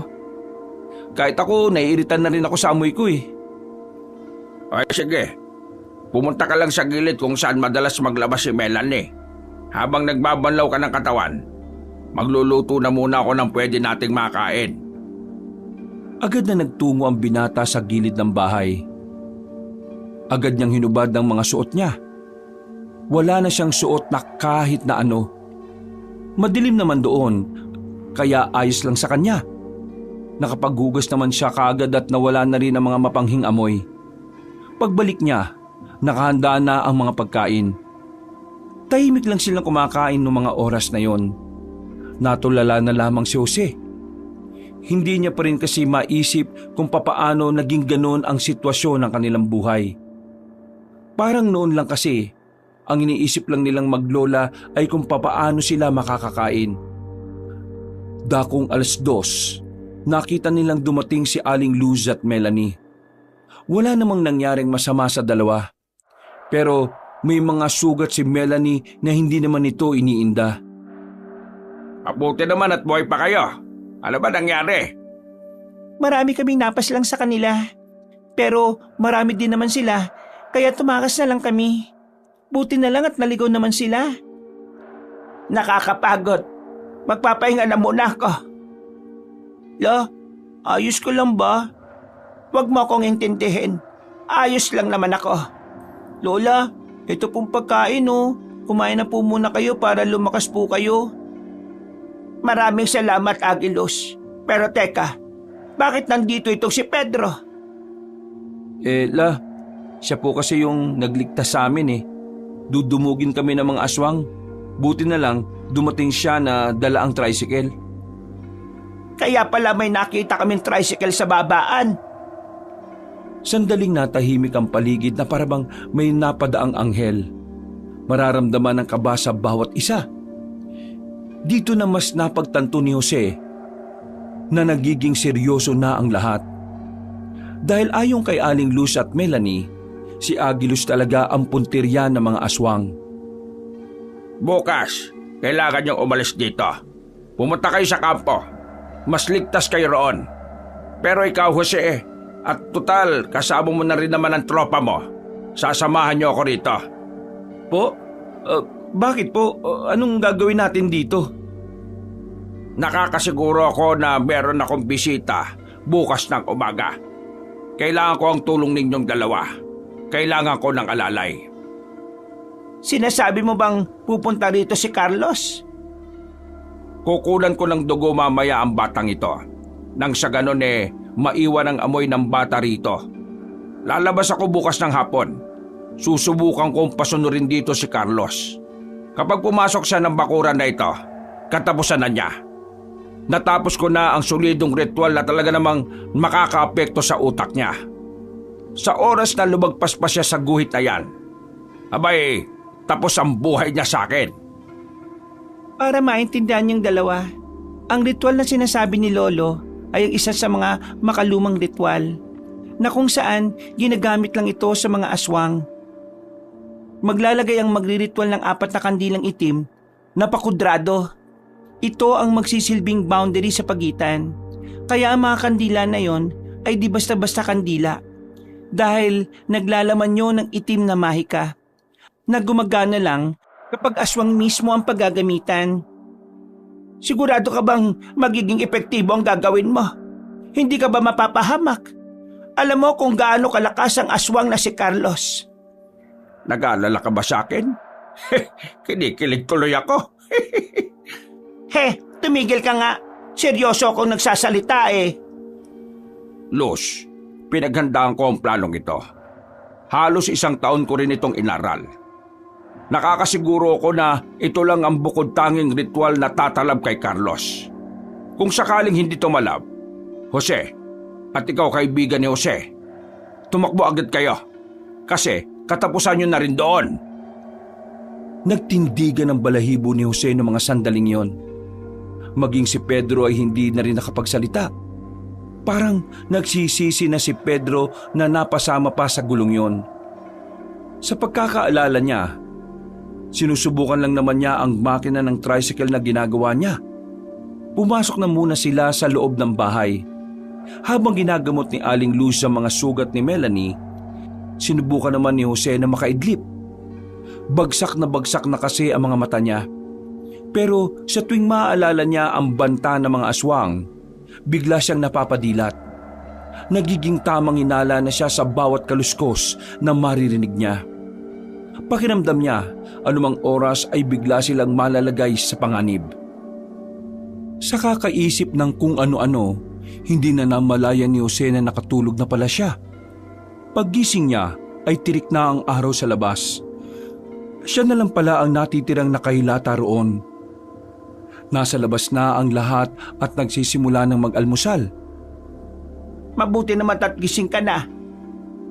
Kanina pa kita ginigising pre, ayaw mong bumangon. Kaya kumain na lang kami kahit wala ka. Masaya naman kami kahit kami lang. Sira ulo. Sige na, maupo ka na't kumain na tayo. Nasaan naman si Melanie? Nandyan lang yon, may binili. Balita ko, may gusto ka sa apo ko ha. Tuloy ka na ba? Uy, ano bang klaseng tanong yan? Malamang oo. Nagtawanan na lamang sila ng mga sandaling yon. Kahit na papaano ay masaya naman ang kanilang umagahan. Pagkatapos noon, isinagawa na ni Mang Maximo ang pagkuha ng kaunting dugo sa batang si Agilos. Mabilis na lumipas ang mga oras. Nag-aanda na rin sila Aling Luz para sa kanilang pag-alis. Hindi sila maaaring abutin ng dilim sa daan dahil alam nilang mas magiging mahirap para sa kanila na makarating ng kampo. Kailangan nyo nang umalis habang papalubog pa lang ang araw. Sigurado ka na ba talagang mapapapunta mo rito si Carlos? Kailangan nating subukan. Kung hindi, di hindi. Ganun lang naman kasimple. Melanie, ikaw na ang bahala kay Luz at dito sa batang aswang, ha? Walang problema, Lo. Akong bahala. Jose, mag-iingat ka. Kasama naman namin si Mang Maximo kaya ayos lang naman siguro kami ni Pedro. O siya, sige na. Umalis na kayo. Baka mamaya mag-iyakan pa kayo dyan. Nagsimula na maglakad sila Aling Luz. Napakaway na lang ang matandang babae habang papalayo ang mga ito. Napabuntong hininga na lamang ang matandang si Maximo. Nakaramdam naman ng kaba si Jose nang makita niyang pati ang matandang lalaki ay hindi rin mapalagay. Kitang-kita niya rin ang pagiging kabado nito. Ikaw, anong pangalan mo? Pedro po, bakit po? Pwede ka nang umuwi sa inyo. Hindi ka dapat nadadamay dito. Tama si Mang Maximo. Sige na pre, umuwi ka na. Sigurado ba kayong hindi niyo ako kailangan? Kahit kailangan ka namin, parang hindi ko rin naman kayang isugal ang buhay mo rito. Magagalit sa akin ang mama mo kapag may nangyaring masama sa'yo. Basta, maraming salamat pre ha. Mag-iingat ka sa pag-uwi mo. Pre, ipangako mo sa akin na hindi ka mamamatay ha. Kapag nabuhay ka, papautangin kita ng maraming sardinas sa amin. Pabuhay ka lang. Sinabi mo yan ha. Nag-apir na ang dalawang magkaibigan. Nagmamadali na ring naglakad si Pedro papalayo. Inakbayan na lamang ni Maximo ang lalaking si Jose. Ngayon, tayong dalawa na lang. Ngayon mo patunayan sa akin na karapat-dapat ka para kay Melanie. Papatunayan ko talaga sa'yo. Nakarapat-dapat ako sa kanya. Kaya kailangan hindi ka lalampan-lampa, ha? Halika, dito ka sa loob. Bibigyan kita ng katana para mamayang gabi. Kapag dumating sila Carlos, may gagamitin kang matino. Pumasok na lamang sila sa loob ng bahay. Marami silang napag-usapan na kung ano-ano. Puro kalokohan. Kaya naman hindi maiwasan ng binatang matawa ng mga sandaling yon. Pero nang sumapit na ang 6:00 ng gabi, dito na naramdaman ni Jose ang labis na kaba. Nasa loob lamang sila habang nagpapalipas ng oras. Tahimik lamang na naghahasa ng katana ang matandang si Maximo. Habang nasa tabi naman ito ang pinagpatakan ng dugo ni Agiluz, isang garapon na may lamang tubig. Makailang ulit na rin napasilip-silip ang lalaking si Jose sa labas para abangan ng mga aswang. Bawat sandali, pakiramdam ni Jose ay unti-unti silang sumisilip sa kamatayan. Sa oras na malagay ang buhay nating dalawa sa alanganin, kailangan may makaligtas sa atin. At ikaw yon. Kailangan nilang malaman kung ano ang nangyari. Bakit kung magsalita po kayo, parang mamamatay na kayo? Hindi ba tatalabang ritual na ginawa nyo? Sa katunayan, hindi ko rin alam. Ito ang unang pagkakataon na susubukan ko yon. Pero ipagdasal na lang natin na sana magtagumpay tayo sa gagawin natin. Kapag nangyari to, makukulong natin si Carlos at ang kailangan na lang natin gawin kapag ganon, hintay mahanap ni Agiluz ang espada na papaslang sa kanya. Tumungon na lamang ang binata. Mga ilang sandali pa, napatingin na si Mang Maximo sa labas. Naramdaman na kasi nito ang presensya ng mga aswang. Sa pagkakataong ito ay tumayo na sila at pumwesto na sa tapat ng bahay. Hindi nagtagal, nagpakita na nga ang mga nilalang. At kasama nga nito ang binatang si Carlos, ang kasalukuyang namumuno sa mga aswang. Ang aswang na may pakana ng pag-ubos ng angka ni Agiluz. Sinasabi ko na nga ba at darating ka sa gabing ito, Carlos. Huwag mong banggitin ang pangalan na para bang magkakilala tayo. Wala akong panahon makipagkaibigan sa mga kagaya mo. Alam ko naman na kaya ka lang naman nandito para kunin ang bata. Sandaling tumingin si Mang Maximo sa loob, habang si Jose naman mahigpit na rin ang hawak sa katana kahit medyo namamasan na rin ang kanyang palad dahil sa kaba. Ibigay niyo sa akin si Agilos. Wala kayong kinalaman dito. Away ito ng mga aswang. Hindi mo ako malilinlang, Carlos. Una pa lang, alam ko na kung bakit gusto mong paslangin ang bata. Kasi siya lang ang natitirang kalaban mo na pwedeng makagamit ng espada. Alam ko na taktika mo, iho. Hindi ko ibibigay sa iyo si Agilos. Kung gusto mo siyang makuha ngayon, kailangan mo muna akong kalabanin. Huwag mong inuubos ang pasensya ko, tanda. Wala akong panahon sa iyo. Ibigay mo ang bata. Tapos ang usapan. Wala siya rito. Pero alam ko kung nasaan. Huwag ka na magkaila. Naamoy ko na ang laman at dugo niya sa loob. Ibigay mo sa akin ang bata. Kung hindi, papaslangin ko ang kasama mong yan. Tinuro ni Carlos si Jose. Mas lalo namang kinilabutan ng binata. Pakiramdam niya, magiging pabigat lang siya kay Mang Maximo. Pero hindi siya nagpakita ng kahit na anong takot. Sinabayan na lamang niya ang pakikipag-asara ni Mang Maximo.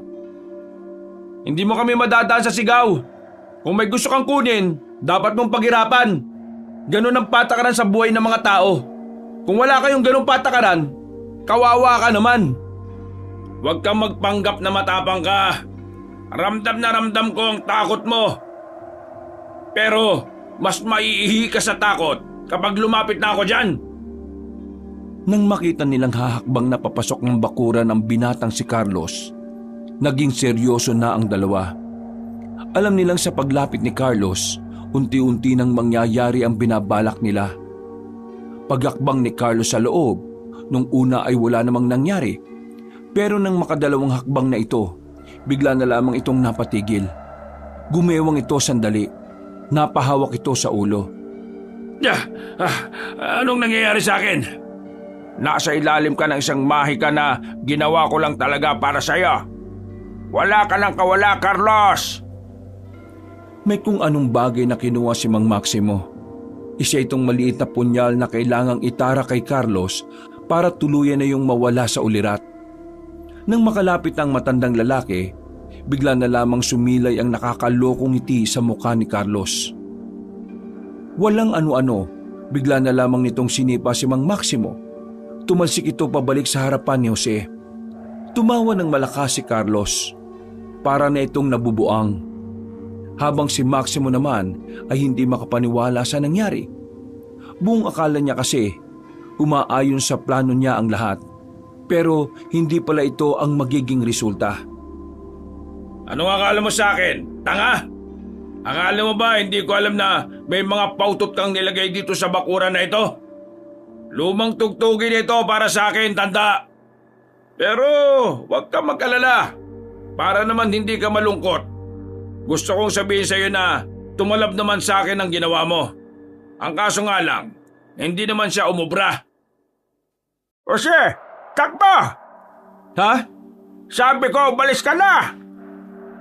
Tatakbo na sana si Jose ng mga sandaling yon, pero bigla na lamang nakalapit sa kanya si Carlos. Hinawakan siya ni Carlos sa balikat. Pinisilyo ng madiin. Nakaramdam agad ng panghihina ang binatang si Jose. Buti na lamang ay nakalapit agad si Mang Maximo. Sinubukang patamaan ng katana ni Mang Maximo ang lalaki, pero agad namang itong nakailag. Mang Maximo, kailangan natin siyang labanan ng sabay. Hindi, kailangan mo umalis. Delikado ka. Nakakalimutan niyo na bang may kailangan akong patunayan? Talagang porsigido ka ha. Sige. Pumorma na ang dalawa habang si Carlos naman ay iiling-iling lang at natatawa na lang din. Hindi nagtagal, nakipagsagupaan na nga sila sa lalaking aswang. Kamay lang ang ginagamit sa kanila ni Carlos.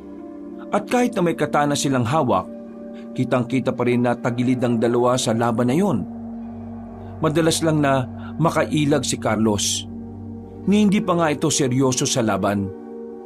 Hanggang dyan lang ba ang kaya niyong gawin para ipagtanggol ang batang tinatago niyo? Mga ibang! Bumuntong hininga si Mang Maximo nang makaramdam ng pagod. Saka lamang din napansin ni Jose na may sugat na rin ang matandang manunugis. Sa mga sandaling ito, ang pagtakas na lamang ang natitirang paraan para makaalis sila ng buhay. Pero sa sitwasyon, mukhang walang balak si Carlos na paalisin sila ng buhay. Kabado, tensyonado at natutuliro na ang utak ni Jose. Wala siyang magawa, kahit si Mang Maximo din ay wala ring magawa. Nararamdaman ni Jose na parang pinapahaba lamang ni Mang Maximo ang oras para magkaroon siya ng pagkakataong tumakas. Kung gusto mong makuha si Agilos, kailangan mo muna akong harapin. Yun lang ang tanging paraan. Ayoko nang patagalin pa ito. Naiirita na ako sa mga sinasabi mo. Lumundag na mataas ang lalaking si Carlos. Pagbagsak nito ay napunta ito sa likuran ni Mang Maximo. Nakatanggap ang matandang lalaki ng mahabang kalmot sa likuran. Sinundan pa yun ng bandang balikat patungo sa kaliwang braso. Pero kahit na ganon, hindi pa rin tumigil si Mang Maximo na lumaban.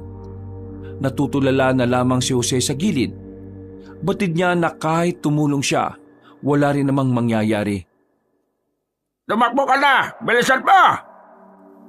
Natauhan ng binatang si Jose. Nagmamadali siyang tumungo sa gilid ng bahay kung saan naroon ang daan patungo sa lagusang paalis. Pero bigla na lamang siyang hinarang ni Carlos. Akmang kakalmutin na siya pero pumukol ng punyal si Mang Maximo. At tinamaan naman ang pinunong aswang sa bandang dibdib.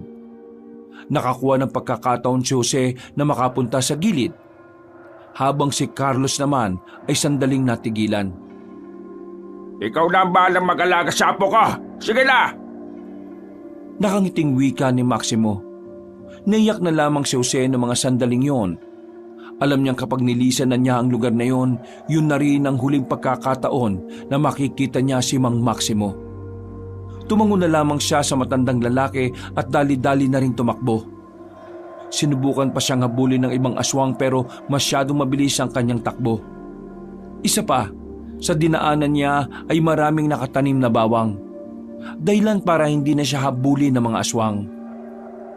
Isang oras siyang takbo ng takbo. Hindi na niya namalaya na nakarating na pala siya sa kalsada. Habang tumatakbo, bigla na lang may humablot sa kanyang lalaki papunta sa gilid. Nang mapagtanto niyang si Pedro yon, hindi na siya nagpumiglas pa. Nagtungo sila ni Pedro sa liblib at doon sila nag-usap. Natakas na ako kanina. Nakita ko yung mga aswang. Napilitan na lang ako magtago sa takot na baka makita nila ako eh. Isang oras na ako nakatago doon kanina. Hindi ko pa nabalikan yung tricycle. Yari na to. Iniwan ko si Mang Maximo habang kalaban niya si Carlos. Huwag mong sisihin ang sarili mo. Ginawa mo naman ang lahat, di ba? Yun din naman ang utos niya. Kailangan masabi ko kina Melanie ang nangyari. Pero pre, hindi ko maiwasang hindi manghina at mainis. Wala akong magawa habang nakikipaglaban siya. Hindi na natin may babalik ang nangyari, pre. Ang maganda nating gawin, magpakabuti tayo sa susunod nating laban. Ibig ko sabihin, mag-practice tayo. Mag-aral tayo.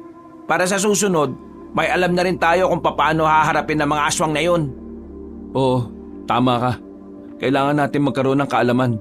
Pero ang problema ko ngayon, saan kaya natin mahahanap ang kampo nila?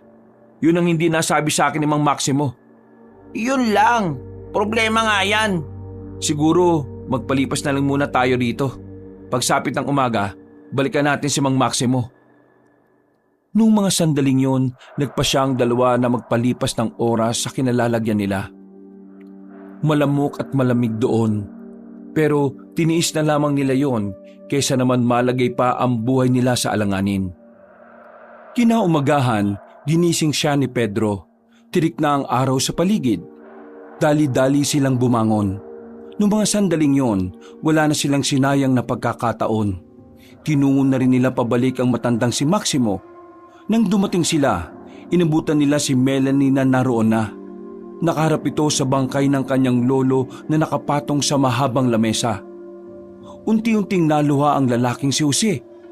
Hindi niya maiwasang hindi sisihin ang sarili dahil sa sinapit na matanda. Pakiramdam niya kasi, naging pabigat lang siya. Lumingon sa kanila si Melanie. Namumula mga mata nito sa kakaiyak. Pero halatang sinusubukan lang din itong maging matatag. Hindi mo kailangan sisihin ang sarili mo. Alam kong sinunod mo lang ang inuutos niya sa'yo. Namatay si Lolo para sa atin, kaya hindi dapat tayo malungkot. Lihim na humanga ang lalaking si Jose dahil sa pinapakitang katapangan ni Melanie. Hindi niya inakala na kakayanin itong maging kalmado kahit kitang-kita naman nila ang brutal na sinapit ni Mang Maximo. Maya-maya pa, binuhat na rin ni Jose ang katawan ni Mang Maximo at nagsimula na rin silang maglakad. Dinala nila yon sa kampo ng mga manunugis. Doon, dinasalan ng matanda at saka inilibing sa harap mismo ng kampo. Marami ang nalungkot sa pagkawala ng kanilang tinuturing na leader. At dahil wala na nga si Mang Maximo, sa puntong yon si Melanie na ang idiniklarang bagong pinuno ng samahan. Maganda tayo sa susunod na laban. Bigyan natin ng saysay ang pagkawala ni Lolo. Sumang-ayon naman sa babae ang mga kasamahan nila. Pagsapit ng kinagabihan, pinagpahinga na muna sila sa malalaking tent. Nakatulala lamang si Jose sa gilid. Nilapitan naman siya ni Aling Luz. Hindi ka pa kumakain, Apo? Wala po akong ganang kumain, La. Naiintindihan kita, Apo. Pero alam mo, sa mundo namin, ganito talaga ang nangyayari noong araw. May mawawala, may biglang mamamatay. Iiyak kami, pero kailangan naming makausad kaagad. Kasi alam namin, may mga umaasa sa amin. Sa akin, wala namang umaasa eh. Wala naman kasi akong magawa eh. Wala kang mapapala kung titingnan mo lang sa mababang paraan ng sarili mo. Kung gusto mong may magawa ka, magsikap ka. Tutal nandito ka na rin naman. Di kailangan mong makisabay sa mga nag-iinsayo. Yun naman ang susi para may magawa ka. Kung talagang yun ang makakapagpagaan ng kalooban mo. La, gusto kong maging manunugis. Gusto kong patunayan sa sarili ko na kaya ko rin makapagligtas ng buhay. Kung noon, ayaw kitang masangkot dito. Pero ngayon, pinapayagan na kita. Gusto ko din naman kasing matutunan mong ipagtanggol ang sarili mo laban sa mga masasamang nilalang. Maraming salamat, La. Teka, nasan pala si Agilus? Nasa kabilang tent. Nilalagnat siya. Pinainom ko na kanina ng gamot pero mainit pa rin ang katawan niya. Pwede ko ba siyang makita? Puntaan mo sa kabila. Hintay na lang kita rito.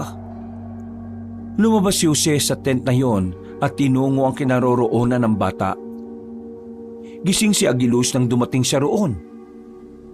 Oh, kumusta ka? Kuya Jose, sumasakit po ang ulo ko. Pinainom ka na ni Lola ng gamot. Mawawala rin yan maya-maya. Kailangan mo lang magpahinga. O kung gusto mo, kutusan kita para mawala ka agad. May mga naalala ko pero magulo eh. Teka, bumalik na bang alaala mo? Hindi pa po lahat. Pero may nakita po akong pangyayari. Inubos po nila ang buong pamilya ko. Si Kuya Carlos po. Traidor po siya. Pinaslang niya po ang buong pamilya ko. Hindi na nagsalita pa si Jose. Wala siyang masabi dahil hindi niya alam ang nararamdaman ng bata. Nakaramdam na lamang siya ng awa rito. Yung espada, kailangan ko mahanap. Yun lang pong natatanging paraan para matalo natin si Kuya Carlos. Kailangan kong maalala yun. Agilus, wag mo na munang pilitin hanggat hindi mo pa kaya. Lalo ka lang makakasakit niyan. Hindi po. Kailangan pong magbayad ni Kuya Carlos sa ginawa niyang kasamaan. Masamang aswang po siya eh. Dumating na si Melanie noong mga sandaling yon at ito ang nagpakalma sa bata. Hinawakan ni Melanie ang noo ni Agilus. Pataas ng pataas ang lagnat nito. Nang makita nilang dumudugo na rin ang ilong nito, tinawag na rin nila si Aling Luz. Kasama na rin ang iba pang manggagamot sa samahan. Pinalabas na muna si Jose. Lumapit naman sa kanya si Pedro na may kinakain pang hita na manok. Bre, anong nangyayari? Si Agilus, may bumabalik ng alaala sa kanya. Pero hindi pa daw malinaw. Dumugo yung ilong niya ngayon eh. Pinipilit niya kasi sigurong alalahanin kung nasaan ang espada. Kawawa naman yung batang yun, no? Kahit na sabihin mong aswang siya, pero bata pa rin siya eh. Napaka-inosente. Siya ang nahihirapan. Mas nakakaawa kasi dahil naalala niyang pinaslang ng mga kapwa nila aswang ang buong pamilya niya. Sana talaga matapos na ang lahat ng ito, no? Sana wala nang buhay pang mawala. Sana nga manalo tayo. At sana matalo natin ang mga aswang. Bumuntong hininga na lamang si Jose. Bumalik na rin sila sa kanilang tolda. Maya-maya pa, narinig nilang nasa maayos ng kalagayan si Agilus. Nagpapahinga na lamang yon habang binabantayan ni Aling Luz. Dumating si Melanie sa kanilang tolda at lumapit sa kanilang dalawa. Bukas, sasaba kayo sa pag-iinsayo. Hindi pwedeng wala kayong alam. Mauuna kayong mamatay kapag hindi nyo kayang harapin ng mga aswang. Oo, gusto ko na rin mag-ensayo eh. Nangako ko kay Mang Maximo na poprotektahan kita sa abot ng makakaya ko. Huwag mong gawin yon para sa akin. Gawin mo yon para sa mas nakakarami. Kailangan nila tayo. Melanie, yung sugat mo sa paa, nakabuka oh, dumudugo. Ayos ka lang ba? Ayos lang naman ako. Sanay na ako sa ganito. Lumabas na kayo dyan at kakain na tayong lahat. Nauna nang umalis ang dalaga. Bumuntong hininga na lamang si Jose noong mga sandaling yon. Pre, tapang ni Melanie, no? May pag-asa ka kaya sa kanya? Hindi ko naman na iniisip yun eh. Ang iniisip ko na lang kung paano ako magiging kapaki-pakinabang sa laban na ito para sa lahat. Mabilis na lumipas ang mga araw. Sumalang na nga si Jose sa pag-iinsayo kasama ang iba pang mga baguhang manunugis.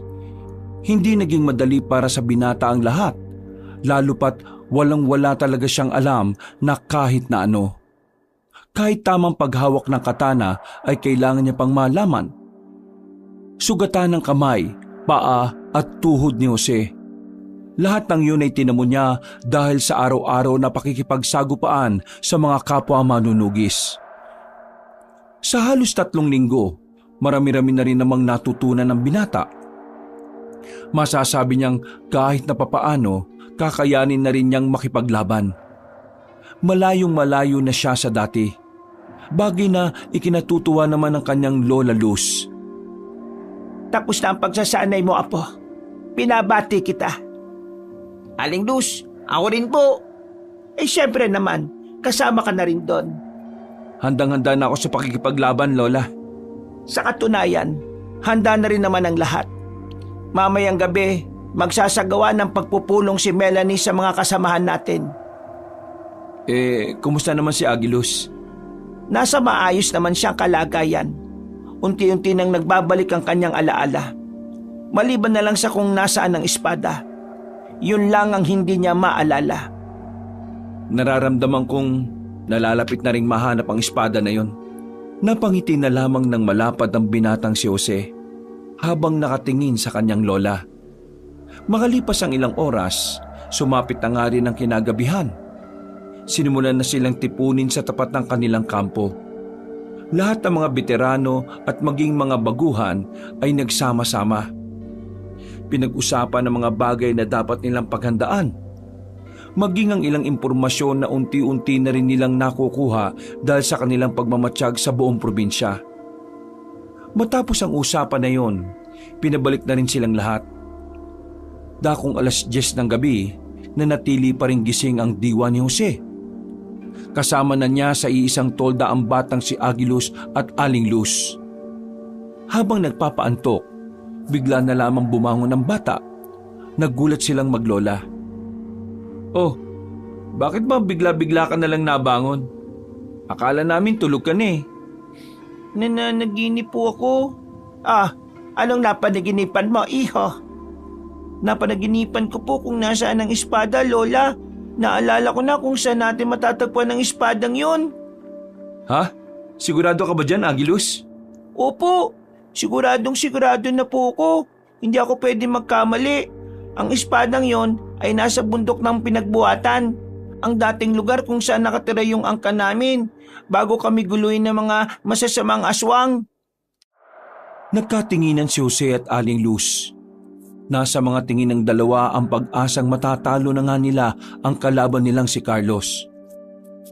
Kinabukasan, agad na kinausap ni Jose ang babaeng si Melanie. Nang malaman ng babae ang tungkol sa espada, agad nilang hinanda ang lahat ng miyembro para maglakbay. Malayo-layo na rin kasi ang bundok ng pinagbuhatan. Sa tansya nila, aabutin sila ng maghapon doon. Naging mapayapa naman ang paglalakbay nila ng magdamag. Bandang 5:00 na ng hapon, natanaw na rin nila ang sinasabing bundok ng bata. Sa likuran ng bundok na yan, nariyan ang dating baryo namin. Nariyan ang espada ng angkan namin na makakapas lang kay Carlos. Bilisan na natin sa paglalakad. Pero huwag kayong maging kampante. Maging alerto kayo. Pre, ano ba itsura ng espada? Ewan ko, wala nga akong ideya dun eh. Paano kung may mga nag-aabang na palang aswang doon? Hindi na nakapagsalita pa si Jose. Napaisip din siya sa sinabi ng kanyang kaibigan. Yung kasi ang tingin ni Jose na hindi napaghandaan ng mga kasama niya. Ipinagdasal na lang niya na sana ay walang mangyaring masama. Madilim na ang paligid na makarating na rin sila sa likuran ng bundok. Dinatnan nga nila ang isang baryo na abandonado. Makikita sa mga kalumaan ng bahay ang mga maitim na kasaysayan na naiguhit sa lugar na yon. Nakakaamoy rin sila ng mga bakas ng sunog.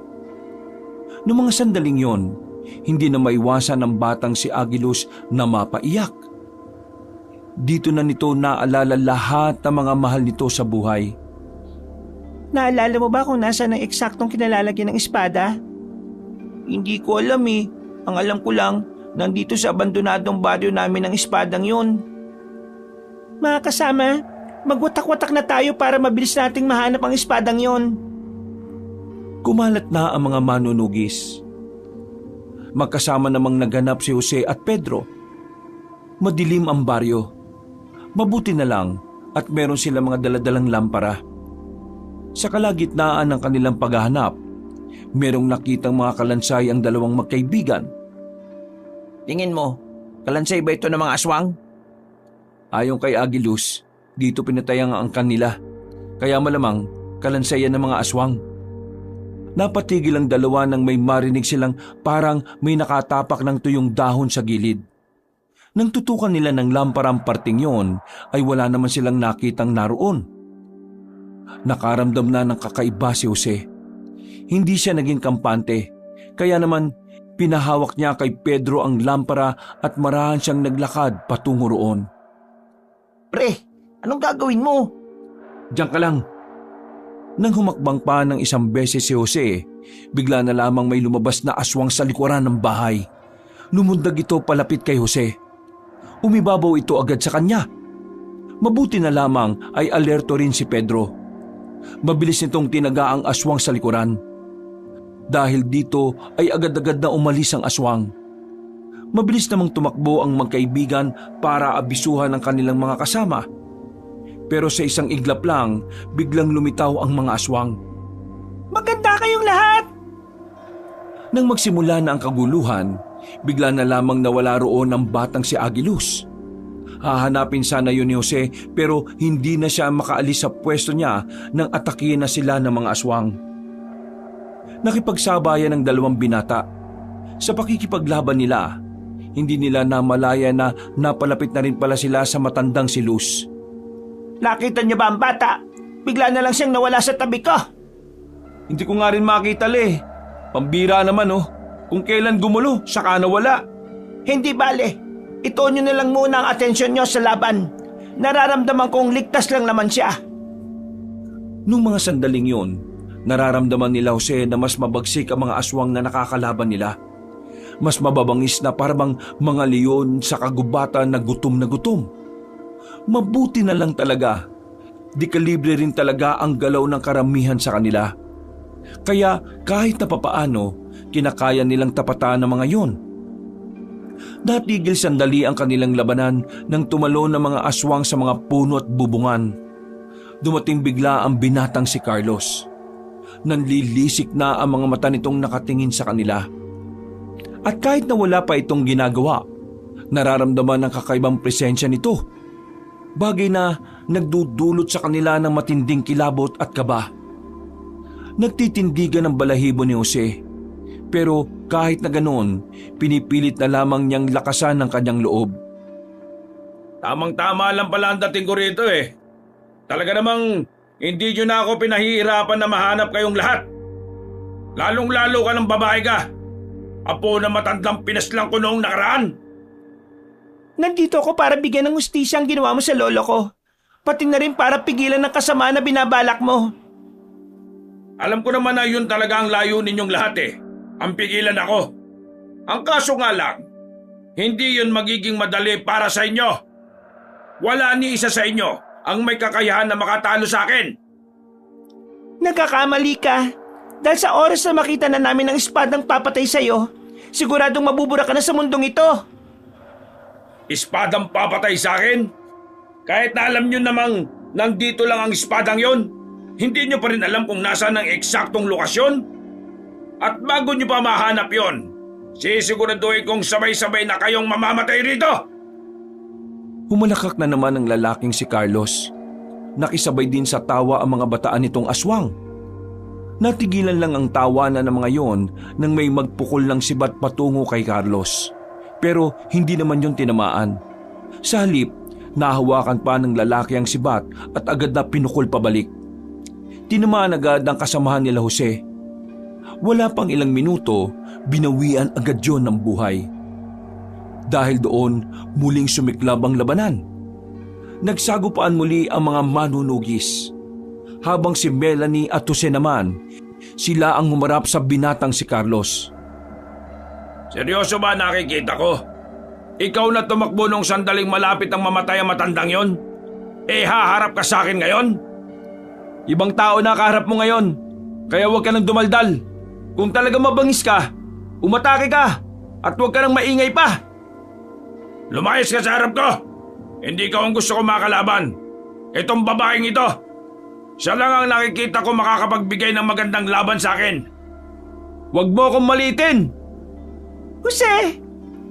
Bigla na lamang tumakbo si Jose patungo kay Carlos. Makailang ulit niyang itong pinagtatatagaan ng katana. Pero dahil nga likas na mabilis ang kalaban nila, hindi niya agad yon tinamaan. Sinubukan naman ni Carlos na dakmain ang kamay niya. Pero dahil doon, nakakuha lang ng tamang pagkakataon si Jose para makatama. Winasiwas niya agad ang kanyang sandata habang hawak ni Carlos ang kanyang kaliwang kamay. Tinamaan niya si Carlos sa tagiliran. Dahilan para mabitiwan siya nito. Umangin ng malakas ang lalaking aswang. Galit na galit ito dahil naisahan siya ni Jose. Hindi pa man nakaka-recover ang pinuno ng mga aswang, agad din namang umatake ang babaeng si Melanie. Wala itong sinayang na pagkakataon. Agad niyang sinaksak ang lalaking si Carlos gamit ang isang punyal. Pero kahit na ganoon, tila wala naman itong naging epekto sa lalaki. Mas lalo lamang itong nagalit. Talagang sinasagad niyo ang pasensya ko, ha? Mabilis na umatake si Carlos. Tinamaan nito si Melanie sa balikat. Agad na umagos ang dugo ng babae. Pero hindi nito ininda ang sugat nun. Sa halip, mas lalo pang nagkaroon ng dahilan si Melanie para lumaban. Si Melanie naman ang sumugod. Sinabayan din naman ito ni Jose. Pero sa kasamaang palad, sadyang mabilis at malakas na sa puntong ito ang lalaking si Carlos. Sa halip na matamaan nila ang pinunong aswang, hindi yun nangyari. Nakailag si Carlos at kinalmot nito si Jose. Pinansalag ni Jose ang kanyang braso. Dumugo agad ang braso ng binata. Pero hindi pa lumilipas ang ilang segundo, kinalmot siya ulit. Ang kaso nga lang, humarang si Melanie. Ang dalaga naman ang tinamaan naman sa likuran. Pero sinamantala ni Jose ang pagkakataong yon. Mabilis niyang tinarak ang hawak na katana sa pinunong aswang. Binaon niya yon sa kaliwang dibdib. Pero kahit tinamaan na nito ang puso ni Carlos, wala pa rin nangyari. Hinugot lang ni Carlos ang katana. Tumawa lang to ng tumawa. Immortal yata ang siraulong to eh. Hanggat hindi ang espadang hinahanap nyo ang gagamitin nyo, hindi ako mamamatay. Sa madaling sabi, walang ibang paraan para matalo nyo ako ngayong gabi. Nagkatinginan si Jose at Melanie. Nasa mga tingin na yon ng pagpapahiwatig na maaring isa sa kanila ang mamatay.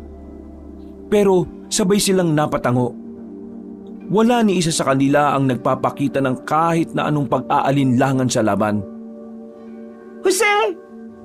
Jose! Napasigaw ang dalaga nang muling lumapit ang kanilang kalaban. Nahawakan ni Carlos si Jose sa dibdib.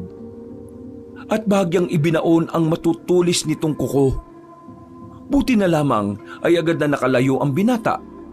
Hingal na hingal ito. Tumingin siya sa paligid. Kita niyang patuloy pa ring lumalaban ang kanyang mga kasamahan. Pati ang kanyang lola na kasama ni Pedro. Ginagawa pa rin ang makakaya para lamang matalo ang kanilang kalaban. Huminga siya ng malalim. Nadagdagan ng lakas ng kanyang loob dahil sa mga kasama niyang hindi nawawala ng pag-asa.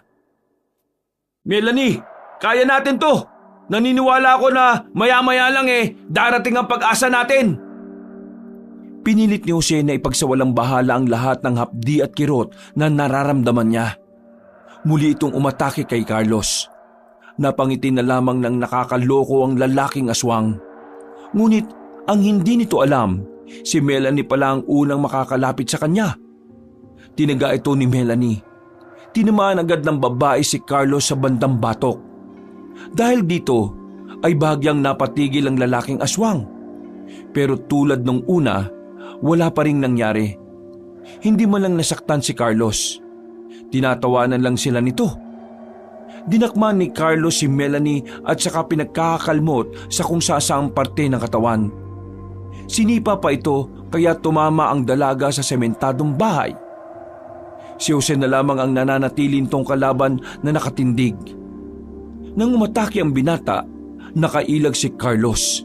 Sa halip, hinawakan nito ang hita ni Jose at saka ibinao ng mahaba at matutulis na kuko.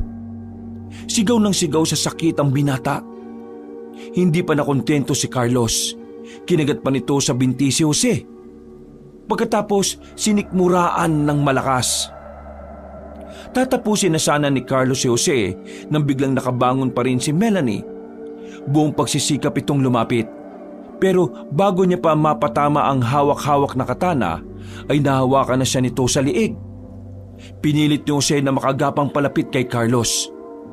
Kumapit siya sa paa ng lalaki. Tinarak niya ang hawak na katana sa paa nito. Dahil dito, nabitiwan ni Carlos si Melanie. Pero siya naman ang pinagbalingan at pinagsusuntok siya sa sikmura.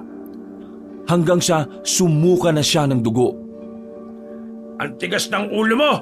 Sinabi nang wala akong pakialam sa iyo Sayang lang ang oras ko na paslangin ka! Hindi ko hayaan na saktan mo si Melanie. Ako ang harapin mo! Bakit? Mahal mo bang isang ito? Ganon ha? Mas maganda! Sumilay ang nakakatakot ng ngiti ni Carlos. Dahil dito ay mas lalong kinabahan si Jose. Batin niyang mas lalo pang maghahangad ng pinunong aswang na mapaslang si Melanie sa mga sandaling yon.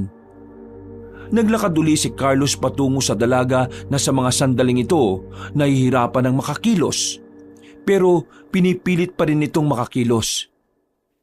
Pasensya ka na babae, pero ang ayaw ko sa lahat ay yung may mga nagmamahalan sa harapan ko. Kaya ngayon, ikaw na munang uunahin ko. Humaba ang kuko ni Carlos. Nasa aktong gigilitan na nito sa liig ang dalaga nang biglang may nakita silang malakas na liwanag na nagmumula sa likuran ng mga puno. Napatigil ang lahat. Wala silang ideya kung ano yon. Maging ang pinunong aswang na si Carlos ay hindi rin alam kung ano ang nangyayari. Mga ilang sandali lang, nagulat ang mga aswang nang biglang lumundag patungo sa labanan ang batang si Agilus. Hawak-hawak na nito ang espada na hindi naman kalakihan. Hindi ito pwede! Nandito na ako para pigilan ang kasamaan mo, Kuya Carlos! Napangiti na lamang si Jose at Melanie at sa mga sandaling yon ay tila nagkaroon na ng maliwanag na pag-asa ang mga manunugis. Bagay na mas lalong nagbigay sa kanila ng lakas ng loob at mataas na moral. Muling nagpatuloy ang labanan at kitang-kita ang pagiging determinado ng mga manunugis. Ito ang naging dahilan para unti-unting maubos ang mga aswang. Samantala, hindi naman nagsayang ng oras ang batang si Agilus. Nagpalit na rin ito ng anyo bilang aswang. Agad na nakipaglaban ang bata kay Carlos. Malakas pa rin naman si Carlos pero dahil sa pagkabahala, wala itong ibang nagawa kundi ang ilaga ng bawat hagupit ng mahiwagang espada. Sinasabi ko na nga ba at darating din ang pag-asa natin. Sa wakas, akala ko sabay na tayong harap kay San Pedro Hindi, sa pari tayo haharap. Nagsalubong na lamang ang kilay ni Melanie, pero agad nilang itinuon ang kanilang atensyon sa laban ng bata at ng pinuno ng mga aswang. Mahahalata ang pagiging tensyonado sa itsura ng lalaking si Carlos, habang ang batang si Agilus naman ay sigilang sa paglusob. Walang yang batang to Visit talaga! Pagtalon ni Carlos sa bubungan ay agad na nakasunod ang batang si Agilus. Sa hindi niya inaasahan, nakaamba na pala ang hawak nitong espada. Hindi na nakailag pa si Carlos. Tinamaan ito sa kamay. Naputol ang kaliwang kamay niya ng ganun na lamang kadali. At ang mas masaklap pa, ramdam na ramdam ni Carlos ang sakit at hapdi. Hindi na ito gaya ng mga galos na nagawa ni Jose at Melanie. Napadistansya ang lalaki. Hingal na hingal ito dulot ang pagkaputol ng kamay nito. Pero hindi pa nakontento ang bata. Lumusob pa ito ng lumusob. Walang ibang magawa si Carlos kundi umilag lang. Ginagalit mo talaga akong bata ka Pwes, ilalabas ko na ngayon ang tunay na lakas ko. Matitikman mo na to ngayon. Magpapalit pa sana ng anyo ang lalaki pero agad siyang nilapitan ni Agilus. Muli siya nitong tinaga. At sa pagkakataon naman ito, tinamaan si Carlos sa balikat. Laylay na ang kaliwang balikat niya. Mabagal na rin ang kilos nito. Medyo umikot na rin ang paningin pero pinipilit na lamang makatindig. Ngayon mo pagbabayaran ng ginawa mo sa pamilya ko, Kuya Carlos. Tatapusin na kita gamit itong mahiwagang espada ng aming angkan. Tingin mo papayag ako matalo ng isang bubwit na kagaya mo? Managinip ka ng gising! Hindi ikaw ang magdidesisyon kung kailan ka matatapos. Kahit pumayag ka o hindi, matatapos ka ngayon, Kuya Carlos! Umangil si Carlos pero mahina na ang angil nito. Parang nawala na rin ang angas sa katawan ng lalaki. Muling pumorma ang bata. Pumikit ito sandali. Habang si Carlos naman, pinaghahandaan ng muling pag-atake ng bata. Pagdilat ni Agilus, tumalon ito ng mataas. Nagawa pang makailag ni Carlos nang bumalik ito. Pero hindi siya tinatantanan ni Agilus hanggang sa... Tapos ka na ngayon, Kuya Carlos! Hindi na nakaiwas pa ang pinuno ng mga aswang. Nanlalaki ang mga mata nito nang maramdaman ng espada na nakatarak na sa katawan.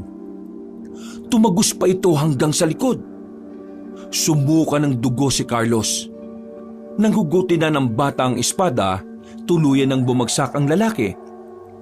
Mabilis ang paghinga nito habang bumubuga ng dugo. Kung saan ka man mapunta, sana hindi ka na bumalik dito sa mundo, Kuya Carlos.